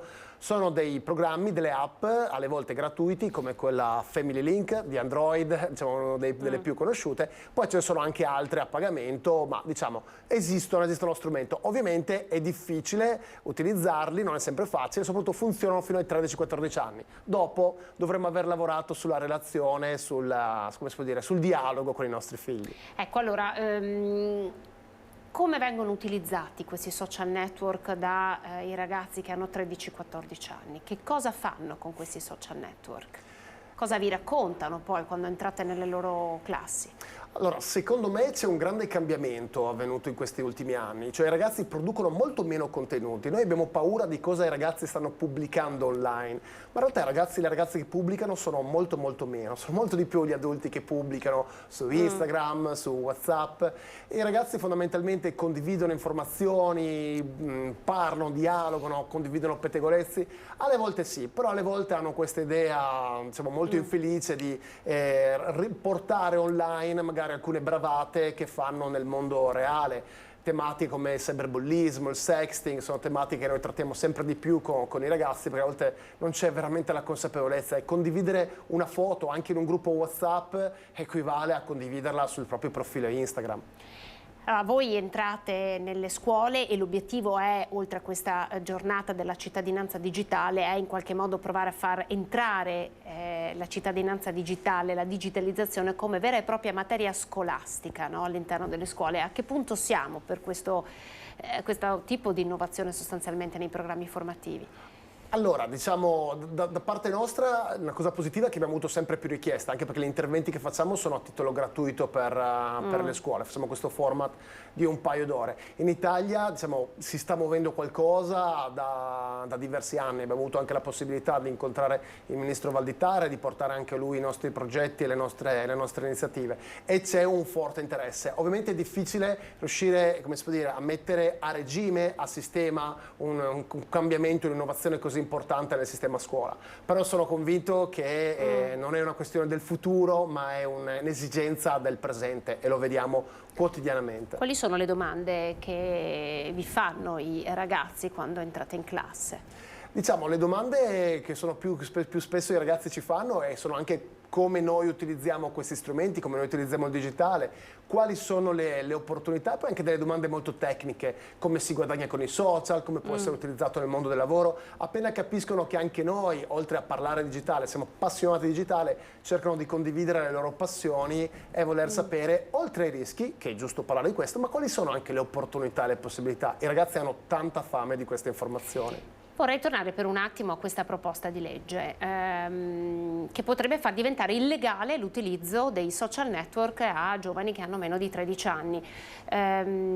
Ecco, secondo lei è un buon intervento, cioè muoversi sul filo della legalità o dell'illegalità? È una domanda difficile, anche perché se parliamo di social network è un mondo veramente ampio, cioè nel senso, e possono esistere social network adatti anche a ragazzi di 13 anni? Sì, ma non sono i social network che esistono tuttora. TikTok è pensato per ragazzi di 13 anni in su e tantissimi contenuti sono rivolti ad un pubblico più adulto. Perciò in realtà possono esistere social network per ragazzi che possono essere utili? Sì, anche qui nella provincia di Treviso c'erano state le sperimentazioni. Però è un tema complesso. Sicuramente i social che sono maggiormente popolati da adulti devono rimanere popolati da adulti, questo per evitare alcune situazioni di rischio che i nostri ragazzi possono imbattersi ogni giorno. Senta, sono tanti ragazzi di 9, 10, 11 anni che utilizzano i social network, cioè riusciamo in qualche modo, non dico a quantificare, ma a descrivere questo fenomeno? Allora, io posso riportare, come si può dire, delle informazioni collegate col nostro osservatorio, cioè quello che appunto noi osserviamo, quello che noi vediamo. Noi vediamo che è un fenomeno sempre in maggior aumento. Anche WhatsApp è un social media e anche WhatsApp avrebbe un limite di non essere utilizzato al di sotto dei 14 anni. Però, oggettivamente, qual è il genitore che riesce fino in terza media a non far utilizzare questo strumento ai propri figli? Vi sento dire che è molto molto raro questa cosa, penso che un 80%, facendo una stima, se i ragazzi che incontriamo in seconda media, faccio un esempio, già utilizzano WhatsApp, e vediamo che l'età si sta sempre più abbassando, alle volte anche alle elementari, perciò è difficile avere uno studio preciso, però sono sicuramente dati in continuo aumento. Quindi una legge che lo vieti, modello francese, secondo lei avrebbe un senso? Potrebbe fermare questo nuovo vento, che insomma, tanto nuovo non è, ma potrebbe fermarlo? Potrebbe fermarlo, però ci deve essere una comunione di intenti e di visioni a livello anche, faccio un esempio, se pensiamo proprio come dicevo prima, WhatsApp deve essere condiviso ovviamente con Meta, dare la possibilità di bloccare tecnicamente, altrimenti e più ci devono essere anche dei patti fatti con le famiglie e con le istituzioni, perché altrimenti io basta che dico che mi chiamo, che mio figlio dica che si chiama come me e può comunque utilizzare lo strumento. Perciò sì, secondo me ha senso, non ne sarà facile, però penso che sia un'idea che possa essere interessante, però se non c'è un patto tra le realtà educative e i territori penso che sarà una legge inutile. Senta, l'ultima cosa che le chiedo è qual è il confine tra uso e abuso? Cioè dobbiamo stare lì con l'orologio a definire quante ore al giorno si possono trascorrere su internet, sui social network, cioè esiste un confine? È una domanda interessante, ma anche in questo caso difficile da rispondere, perché per esempio adesso la media in Italia di utilizzo di internet è di 6 ore al giorno, e questo è il dato del 2022. E 6 ore al giorno di internet non è poco, è un quarto della nostra giornata, è un terzo del nostro tempo da svegli, vuol dire 3 mesi all'anno collegate di internet. Perciò quando è che si può parlare di abuso? Prima della pandemia, prima del Covid, la media era più bassa, adesso siamo tutti quanti abituati, anche noi adulti, a rimanere così tanto esposti, perciò questo sicuramente è un po' difficoltoso. Io penso che si parli di abuso quando il nostro pensiero comincia a diventare ossessivo verso il mondo digitale e non sia più spinto verso il mondo delle relazioni di persona. Un'ultima battuta, vorrei tornare con lei su questa competizione, ci dia qualche coordinata, insomma, anche per seguirvi, visto che è un movimento che nasce sostanzialmente in Veneto e quindi il Veneto sventolerà la bandiera del Veneto su questa competizione. Assolutamente, beh, diciamo, noi sapremo entro il 15, il 16 di giugno se saremo vincitori della nostra categoria. Per poterci seguire, io ovviamente faccio un po' pubblicità alle nostre pagine, ci trovate su Instagram, su Facebook, su LinkedIn, alla pagina Social Warning Movimento Etico Digitale, e lì ovviamente aggiorneremo su tutti i nostri passaggi e anche come sostenere la nostra iniziativa. Perché una giornata europea? Perché pensiamo che la cittadinanza digitale sia importante parlarne in una logica sistemica a livello nazionale ma anche a livello europeo, e soprattutto perché l'Italia ha bisogno di riscattarsi dalla penultima posizione delle competenze digitali possedute dai giovani, perché non vuol dire avere lo smartphone sempre in mano, vuol dire saper utilizzare le opportunità del web. Però siamo convinti che ci siano tanti giovani che abbiano molto a dire, e Social Warning è composto da ragazzi tutti più giovani di me, sicuramente ha molto a dire da questo punto di vista. Grazie ovviamente Gregorio Ceccone, in bocca al lupo a voi e alla vostra squadra, e abbiamo avuto l'occasione, lo facciamo rivedere cortesemente il sondaggio di Ring di questa sera, perché attraverso appunto la sua presenza qui con noi ricordiamo il sondaggio di questa sera. Sapete che potete utilizzare i contatti che vedete in sovraimpressione, lo 0422 16 26 691 per il sì, giusto vietare i social ai minori di 13 anni, oppure lo 0422 16 26 690 per il no, se pensate che non sia giusto, che quantomeno, come in qualche modo ci ha detto appena lei, adesso forse non avrebbe senso. Grazie per essere stato in nostra compagnia. Grazie a voi. Ci fermiamo, pochi secondi di pubblicità, poi con il nuovo assessore al bilancio, Riccardo Barbisan, assessore del Comune di Treviso, in collegamento. Vi aspetto.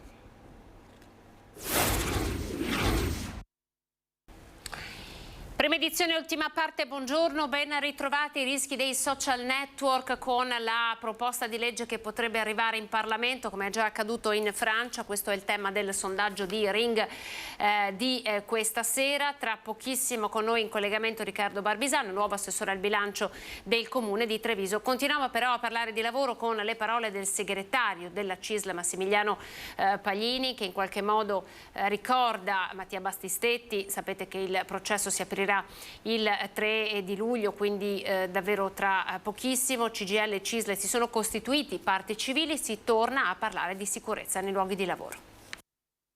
Come CGIL e CISL UIL di Treviso abbiamo chiesto e ottenuto alla fine dell'anno scorso una declinazione del piano regionale di prevenzione per i settori più a rischio, edilizia, metalmeccanico e agricoltura, che diffonda la cultura del rischio degli strumenti e delle attrezzature. E infatti in questi giorni si sono fatte delle prime riunioni a livello provinciale. Difendere la cultura della prevenzione e della responsabilità. Sono iniziati gli incontri fortemente voluti per i settori più a rischio dai sindacati uniti dedicati proprio agli strumenti di lavoro. Dai cantieri alle fabbriche fino ai campi. I lavoratori vengono messi a conoscenza dei rischi in cui possono incappare. Coinvolti in questo progetto i tecnici Spisal, l'ULS, Confindustria e Confartigianato. L'utilizzo di determinati macchinari in determinati contesti con determinate modalità fa sì che cambi il rischio, la percezione del rischio e anche il rischio reale. Dopodiché c'è una grande questione ancora che è da affrontare, che è quella dell'applicazione corretta dei contratti collettivi di riferimento. Il pensiero va a Mattia Battistetti. Il processo per la tragedia sul lavoro del 29 aprile del 2021, che inizierà il 3 luglio prossimo, vede costituirsi CISL e CGIL parte civile. La CISL sarà assistita dall'avvocato Maurizio Sbaez dello studio legale associato Melchiori Sbaez e chiederà un risarcimento di 20.000 euro. Quello è un caso emblematico perché lì non veniva applicato il contratto corretto del settore economico in cui lavorava il Mattia e non gli è stata fatta la formazione adeguata, che è la formazione d'entrata nel settore edile, dove la prima cosa che insegnano è a non stare sotto i carichi sospesi, e lui è morto perché è caduto il carico sospeso. Quindi credo che ci sia bisogno di questa diffusione forte della responsabilità, prima di tutto dei datori di lavoro, che devono smetterla di fare formazione sulla carta. Si riaccendono i riflettori sull'emergenza abitativa a Treviso. Coalizione Civica accusa l'amministrazione comunale di aver progressivamente ridotto la spesa destinata agli alloggi. Vediamo. Emergenza casa a Treviso, crescono le richieste di alloggi popolari, lo testimoniano le tante richieste giunte per l'ultimo bando comunale. Coalizione Civica punta il dito contro l'amministrazione Conte, uscita vincitrice dalle urne, per come è stata affrontata la questione in termini di stanziamento di risorse destinate a questo settore, che è scesa ormai dai 4 milioni del 2018, quando c'era la giunta di centrosinistra, a meno di 2 milioni nel bilancio 2022 dell'amministrazione Conte. A fronte di questa diminuzione, invece, altri capitoli di spesa, come ad esempio quello relativo alle strade, sono aumentati o si sono stabilizzati. Nell'ultimo bilancio del Comune di Treviso si sono spesi meno di 2 milioni di euro per l'edilizia pubblica e più di 10 milioni di euro per la sistemazione delle strade o la realizzazione di nuovi tratti stradali. Anche questa è un'esigenza, ma noi crediamo che di fronte all'emergenza casa si poteva e si deve fare di più. Avere una casa dove poter vivere è un diritto umano, sottolineano gli esponenti di Coalizione Civica. Spendere dei soldi in altri settori come possono essere la viabilità, le piste ciclabili, tutte cose che io sostengo e che sono importantissime, va bene, ma non a scapito di dare la casa a tutti quanti. Dopo quanto accaduto in Romagna si fa sempre più accesa la discussione sulla gestione delle nostre acque. Torniamo a parlare di Piave, a prendere posizione l'associazione Imprenditori Piave 2000, che sul progetto del bacino di Ciano accusa gli ecologisti addirittura di razzismo ambientale. Vediamo. Che non siano razzisti, perché quando succede che arriva 5.000 metri cubi al secondo, ragazzi miei, dobbiamo essere solidari con tutta la comunità del Piave. Parole come pietre, quelle di Dio ti salvi Perin, a nome dell'Associazione Imprenditori Piave 2000. Perché lui non ci sta ad aspettare più le opere che reputa essenziali per la sicurezza non solo delle popolazioni rivierasche, ma per gran parte della Marca e dell'intero San Donatese. Secondo lei c'è troppo ambientalismo su questo Piave? Beh, sicuramente sì, perché per esempio a Crocetta cosa c'è? Non c'è niente, perché c'è la Rosalina del Piave, questi ambientalisti fanno ridere. E Nicola La Dose, mostrando al sindaco Marianella Tormena i muri costruiti a Nervesa dalla Serenissima, ben prima di quelli progettati dalla Regione per l'invaso di Ciano. Giudizi sferzanti da chi sin dagli anni '80 si batte perché l'intero alveo del fiume sia libero dalle alberature, al punto, verso la metà degli anni '90, da rischiare la denuncia per aver iniziato a tagliare gli alberi appena sopra la centrale di Nervesa. La forestale è arrivata qui mitra e i cani quella volta qui, era un giorno di festa per tirare via delle piante secche. Il punto fisso rimane l'alluvione del 66, con le immagini della devastazione nei nostri territori. È solo il bianco e nero a fare la differenza rispetto alle immagini di questi giorni dalla Romagna, segno che, sottolinea Perin, con i cambiamenti climatici quello che è passato potrebbe tornare. 40 anni sono passati, ma la convinzione soprattutto di chi ha l'attività vicino al Piave rimane. Oltre alla pulizia del fiume, per gestire le piene vanno fatti i bacini di laminazione e i collegamenti con le cave vicine, come ad esempio Bidasio. Dobbiamo pensare che l'acqua, quando viene giù, basta contenere l'acqua per alcuni giorni, dopodiché il serbatoio di eliminazione si apre e ritorna tutto come prima. La politica, allora, come annunciato, siamo in collegamento con Riccardo Barbisan, nuovo assessore al bilancio del Comune di Treviso, una delle sorprese della nuova giunta Conte 2. Buongiorno Riccardo, grazie per essersi collegato. Buongiorno a tutti i telespettatori. Allora, l'avevamo vista in corsa per la segreteria della Lega, oggi il suo nome legato ad un assessorato di peso del Comune di Treviso, tra l'altro un assessorato che ha fatto tanta fatica in questi anni a gestire il post-Covid, l'aumento delle materie prime, insomma abbiamo visto i costi energetici. Intanto come si approccerà, le faccio una domanda piuttosto generica, ma il suo primo approccio a questo tipo di materia, come si sta muovendo? Ma tante ore in ufficio, tante ore insieme ai dirigenti e alle posizioni organizzative del mio assessorato, che è abbastanza ampio e trasversale, e poi mettere a frutto quelle che sono state le competenze che in questi anni ho maturato. Ho fatto parte della commissione bilancio per più di 7 anni in consiglio comunale, sono 15 anni che sono in consiglio comunale, sono stato 5 anni in consiglio regionale, sicché alcune competenze non mi mancano, ma ci sono altre cose che quando uno inizia un impegno nuovo deve mettere nel conto che ci sono tante ore di studio, tante ore di approfondimento. Questo non mi spaventa, anche se sono conscio del fatto che si tratta pur sempre di un bilancio intorno agli 80 milioni di euro, quindi una bella responsabilità per i cittadini di Treviso e per appunto tutto quello che è il sistema del Comune di Treviso, perché alla fine tutti passano da me. Senta, ci racconta qualche dietro le quinte di questa scelta, se possiamo provarci in qualche modo, quando sono iniziati un po' i dialoghi legati a questo assessorato che riguarda la sua persona? Ma guardi, allora i dialoghi, io adesso non voglio farmi, tessermi le lodi da solo, ma sono arrivato primo della mia lista, e ho superato 2 assessori che in carica che correvano, e ero primo anche 5 anni fa, solo che all'epoca ero consigliere regionale, pertanto giustamente e anche per legge non potevo assumere altri incarichi. E quindi i discorsi sono iniziati subito, nel senso che è quasi naturale che chi ha maturato un'esperienza quindicennale in una realtà e poi alle elezioni anche a un buon riscontro da parte dei cittadini sia in corsa per un ruolo tra i più rilevanti.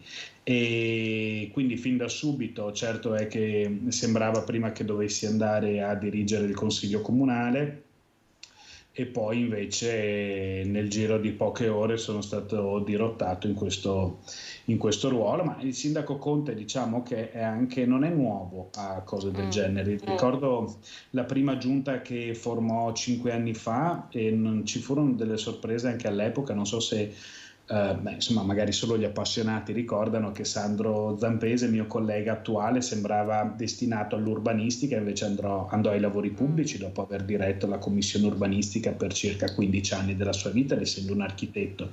Però il sindaco, diciamo che ha inventiva anche sotto questo profilo, e ha la capacità di valorizzare aspetti che magari appunto non si ritenevano così evidenti nelle persone che gli stanno attorno. Accolgo questa sfida con entusiasmo, con impegno. Ero in ufficio questa mattina e torno in ufficio oggi pomeriggio, i conti sono Quindi tanti. da dove si sta collegando? Adesso questa è la mia abitazione. Questa è casa, ok. Ho la pianta di Treviso dietro sempre. Sembrava infatti e poi l'ufficio. anche delle stampe storiche che parlano del bombardamento del 7 aprile. Senta, allora intanto possiamo immaginare, così tradurre dalle sue parole, che forse Schiavone potrebbe andare alla guida del Consiglio Comunale di Treviso. Ma allora, Cristian Schiavone intanto ha fatto un ottimo lavoro, nel senso che io ho avuto modo di confrontarmi con i dirigenti, che sono 3 che seguivano il suo assessorato, e gli stessi che seguono il mio, perché le competenze non sono cambiate.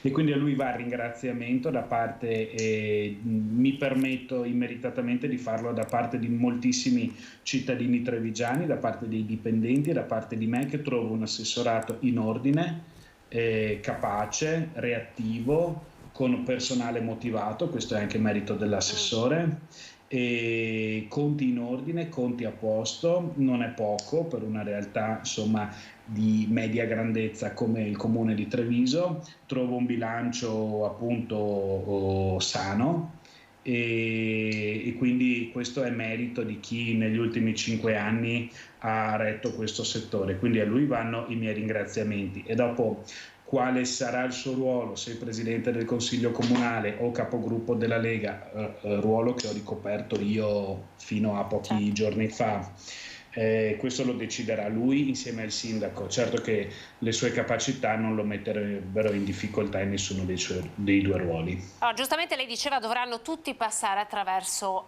di me. Quali sono i capitoli di spesa che la preoccupano di più per il futuro? Noi abbiamo preso impegni chiari e precisi con i cittadini, li ha presi il sindaco, e noi che gestiamo per conto suo una delega che è precipuamente sua e che lui ha deciso di delegare a noi assessori, dobbiamo attenerci a questo, agli indirizzi suoi e quelli del Consiglio Comunale, che sono speculari in questo caso.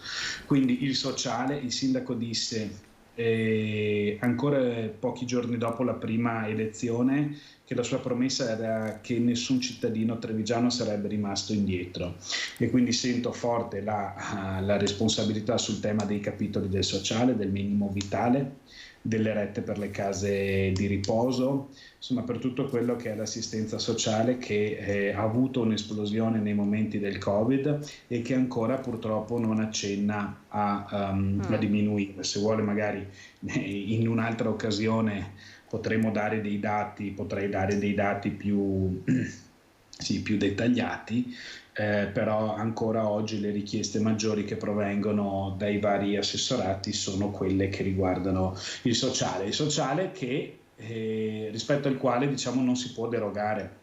Nel senso che sul lavoro pubblico lo posso, purché non ci siano obblighi di legge o pericolo per le persone, ecco, non lo posso rinviare. Le persone hanno le bollette tutti i giorni, devono mangiare tutti i giorni, devono riscaldarsi tutti i giorni, mandare i figli a scuola tutti i giorni. Quindi quanta percentuale della quota di bilancio che prima lei ci ha, giusto per inquadrare? Siamo credo circa intorno al 10%. E tenga conto che però ci sono milioni di euro che vanno in spese fisse come il personale, le utenze, e quindi su queste voglio dire parliamo di qualche decina di milioni di euro per questo. Quindi poi alla fine la quota sulla quale poi si possono fare scelte politiche vere e proprie in un bilancio come quello che sto iniziando a studiare io, che già conoscevo ma che sto iniziando a studiare meglio, ecco, la discrezionalità politica è ridotta. Un po' la situazione che mi sono trovato da consigliere solo a gestire in regione. In regione alla fine noi avevamo un centinaio di milioni di euro da gestire, come discrezionalità politica, ma su 11 miliardi di spesa. Quindi fatte le debite proporzioni, più o meno in comune sono pochi milioni quelli rispetto ai quali ci può essere grande discussione politica. Altri settori che la vedranno impegnata? Ci sono diversi lavori, opere pubbliche e poi ci sono anche i fondi che arriveranno dal PNRR. Ne abbiamo parlato pochi giorni fa con De Checchi. Allora i fondi del PNRR sono stati vitali per mandare avanti la macchina amministrativa sotto il profilo dei lavori pubblici in questi anni, e anche lì noi abbiamo la necessità di tutto ciò che dobbiamo eventualmente aggiungere sotto il profilo magari della progettazione, oppure anche dell'aggiunta di risorse a quelli che sono i capitoli del PNRR, perché c'è stato l'aumento delle materie prime, l'aumento delle utenze, eccetera. Ecco, tutto questo mi preoccupa, nel senso che sono risorse che assolutamente devono essere trovate e devono essere impegnate, pena la perdita di un sacco di milioni di euro. Anche sarebbe un dramma, visto il buon lavoro del Comune di Treviso nel reperire fondi all'interno del PNRR. Quindi anche queste sono risorse strategiche e rispetto alle quali non possiamo fare a meno. Eventualmente, come abbiamo già fatto, qualche sacrificio si potrà fare su opere pubbliche non strategiche o opere pubbliche che non, sicuramente non l'impianto antincendio di una scuola, capiamoci bene, anche perché Treviso ha sempre avuto, e io mi fregio, mi onoro di aver partecipato a questa amministrazione anche sia quando ero in maggioranza ma sia quando ero in opposizione, ha sempre avuto un investimento dal punto di vista strutturale delle scuole, che fa mandare i nostri bambini ai propri genitori a scuola tranquillamente ogni giorno, perché le nostre scuole sono molto monitorate, e dove appunto sta il futuro della nostra società è bene che possa stare bello tranquillo. Però altre infrastrutture, altre manutenzioni straordinarie sono sotto la lente di ingrandimento. Ritiene che ci sarà margine per tirare la cinghia per questo mandato su alcune cose, alcune voci di spesa? No, si è già fatto un'idea? È evidentemente molto presto, ma ritiene che ci sia margine? Mi sto facendo delle idee, però quello, guardi, sì, ovviamente sì, ma adesso noi aspettiamo anche una congiuntura economica favorevole. Per esempio aspettiamo anche dei dati sull'addizionale IRPEF positivi, che ci possano dare la possibilità di avere maggiore spesa corrente. Ci aspettiamo dalla grande attrattività della città anche un buon riscontro sul tema di parcheggi. Il Comune ha iniziato un'attività di recupero dell'IMU molto importante, che vogliamo continuare e implementare. Quindi ci sono anche delle voci che ci fanno ben sperare, però tutto il resto, tutto ciò che non è sociale, tutto ciò che non è legato al PNRR, che quindi bloccherebbe opere per milioni di euro in comune, ovviamente non è che sia tout court. No, chiaro. Immagino che lasciato lei guardi... per strada, però voglio dire, ci vuole una gestione attenta, ma guardi, la stessa gestione attenta che ha avuto l'assessore Schiavon prima di me e che io mi auguro di replicare. Immagino che lei stia guardando con grande interesse, anche alla luce del suo incarico, il percorso del progetto di legge sull'autonomia differenziata del ministro Calderoli. Assolutamente sì, perché lo denunciavo anche nei discorsi, negli interventi che facevo in Consiglio Comunale ogni volta che presentavamo il piano triennale, il bilancio triennale, comunque il bilancio di previsione per l'anno dopo. È che alle municipalità, agli enti locali mancano tributi propri, cioè noi facciamo così ormai da anni, facciamo un bilancio abbastanza stringato all'osso, rispetto al quale poi aspettiamo che da Roma arrivi qualcosa, però questo ci permette di programmare fino a un certo punto, non ci permette di avere una visione che vada da qui a qualche anno, perché siamo sempre legati a una catena che o più lunga o più stretta è pur sempre una catena, e poter avere maggiori entrate proprie che quindi potrebbero essere maggiormente certe e programmabili ci darebbe la possibilità di avere una visione di più lungo respiro del nostro bilancio, e crediamo che l'autonomia differenziata debba essere applicata anche a comuni e un domani, se torneranno in vita, le province, in modo che trattenere soldi sul territorio, ma non è che dobbiamo fare le strade d'oro, dobbiamo solo dare risposte ai nostri cittadini, sia una cosa che venga assolutamente naturale, che sia nelle disponibilità di ogni assessore al bilancio, di ogni amministrazione. Potrebbe portare l'autonomia differenziata, assessore, a Treviso? No, sono calcoli che sono impossibili da fare, anche perché oggi come oggi l'iter è iniziato, grazie al cielo, sempre in ritardo, ma per fortuna è iniziato, e io non ho nessuno studio al momento che mi possa dire quanto porta o quanto no, ma vede, quello che le dicevo io, oltre al quanto porta è la certezza delle risorse, cioè il poter applicare tributi propri senza dover aspettare che qualcuno ti dia il contributo, che qualcuno faccia la manovra extra per i comuni, che la regione decida. Ecco, questo a noi interesserebbe di più. Noi non siamo qui per aumentare la spesa pubblica, cioè almeno io non faccio politica per questo, ma per meglio programmarla. Certo che se abbiamo maggiori risorse tanto meglio, però quello che mi interesserebbe oggi da assessore al bilancio sarebbe avere maggiore certezza di quelli che potrebbero essere i miei incassi, e questo purtroppo invece per tutti gli enti di secondo livello come comuni e province è di difficile percezione. Telegrafico, le sue prime scadenze? Prime scadenze ci sono delle variazioni di bilancio che andranno delle ratifiche di variazioni che andranno al primo consiglio comunale utile, non questo di insediamento ma dopo, e poi la verifica degli equilibri di bilancio per liberare l'avanzo di amministrazione e quindi avere un pochino di risorse per rispondere a esigenze che i settori del comune ci hanno reso noto. Delle quali lei non ci può dare delle anticipazioni, immagino. Ma no, le ho già detto, sono quelle di prima. Il sociale, per esempio, e lavori pubblici, e ambiente in parte. Ecco, queste sono un po' di necessità che ruotano intorno all'amministrazione comunale oggi come oggi.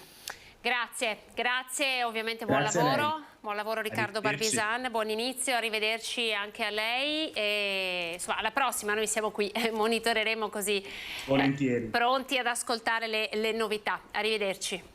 Arrivederci, grazie a lei e ai telespettatori. Noi ci fermiamo, siamo giunti alla fine di questa nostra prima edizione, grazie per averci seguito anche questa volta, prima edizione che torna domani puntuale alle 12, l'informazione invece ritorna a partire dalle 18:30 con il telegiornale del Veneto su Antenna 3. Arrivederci.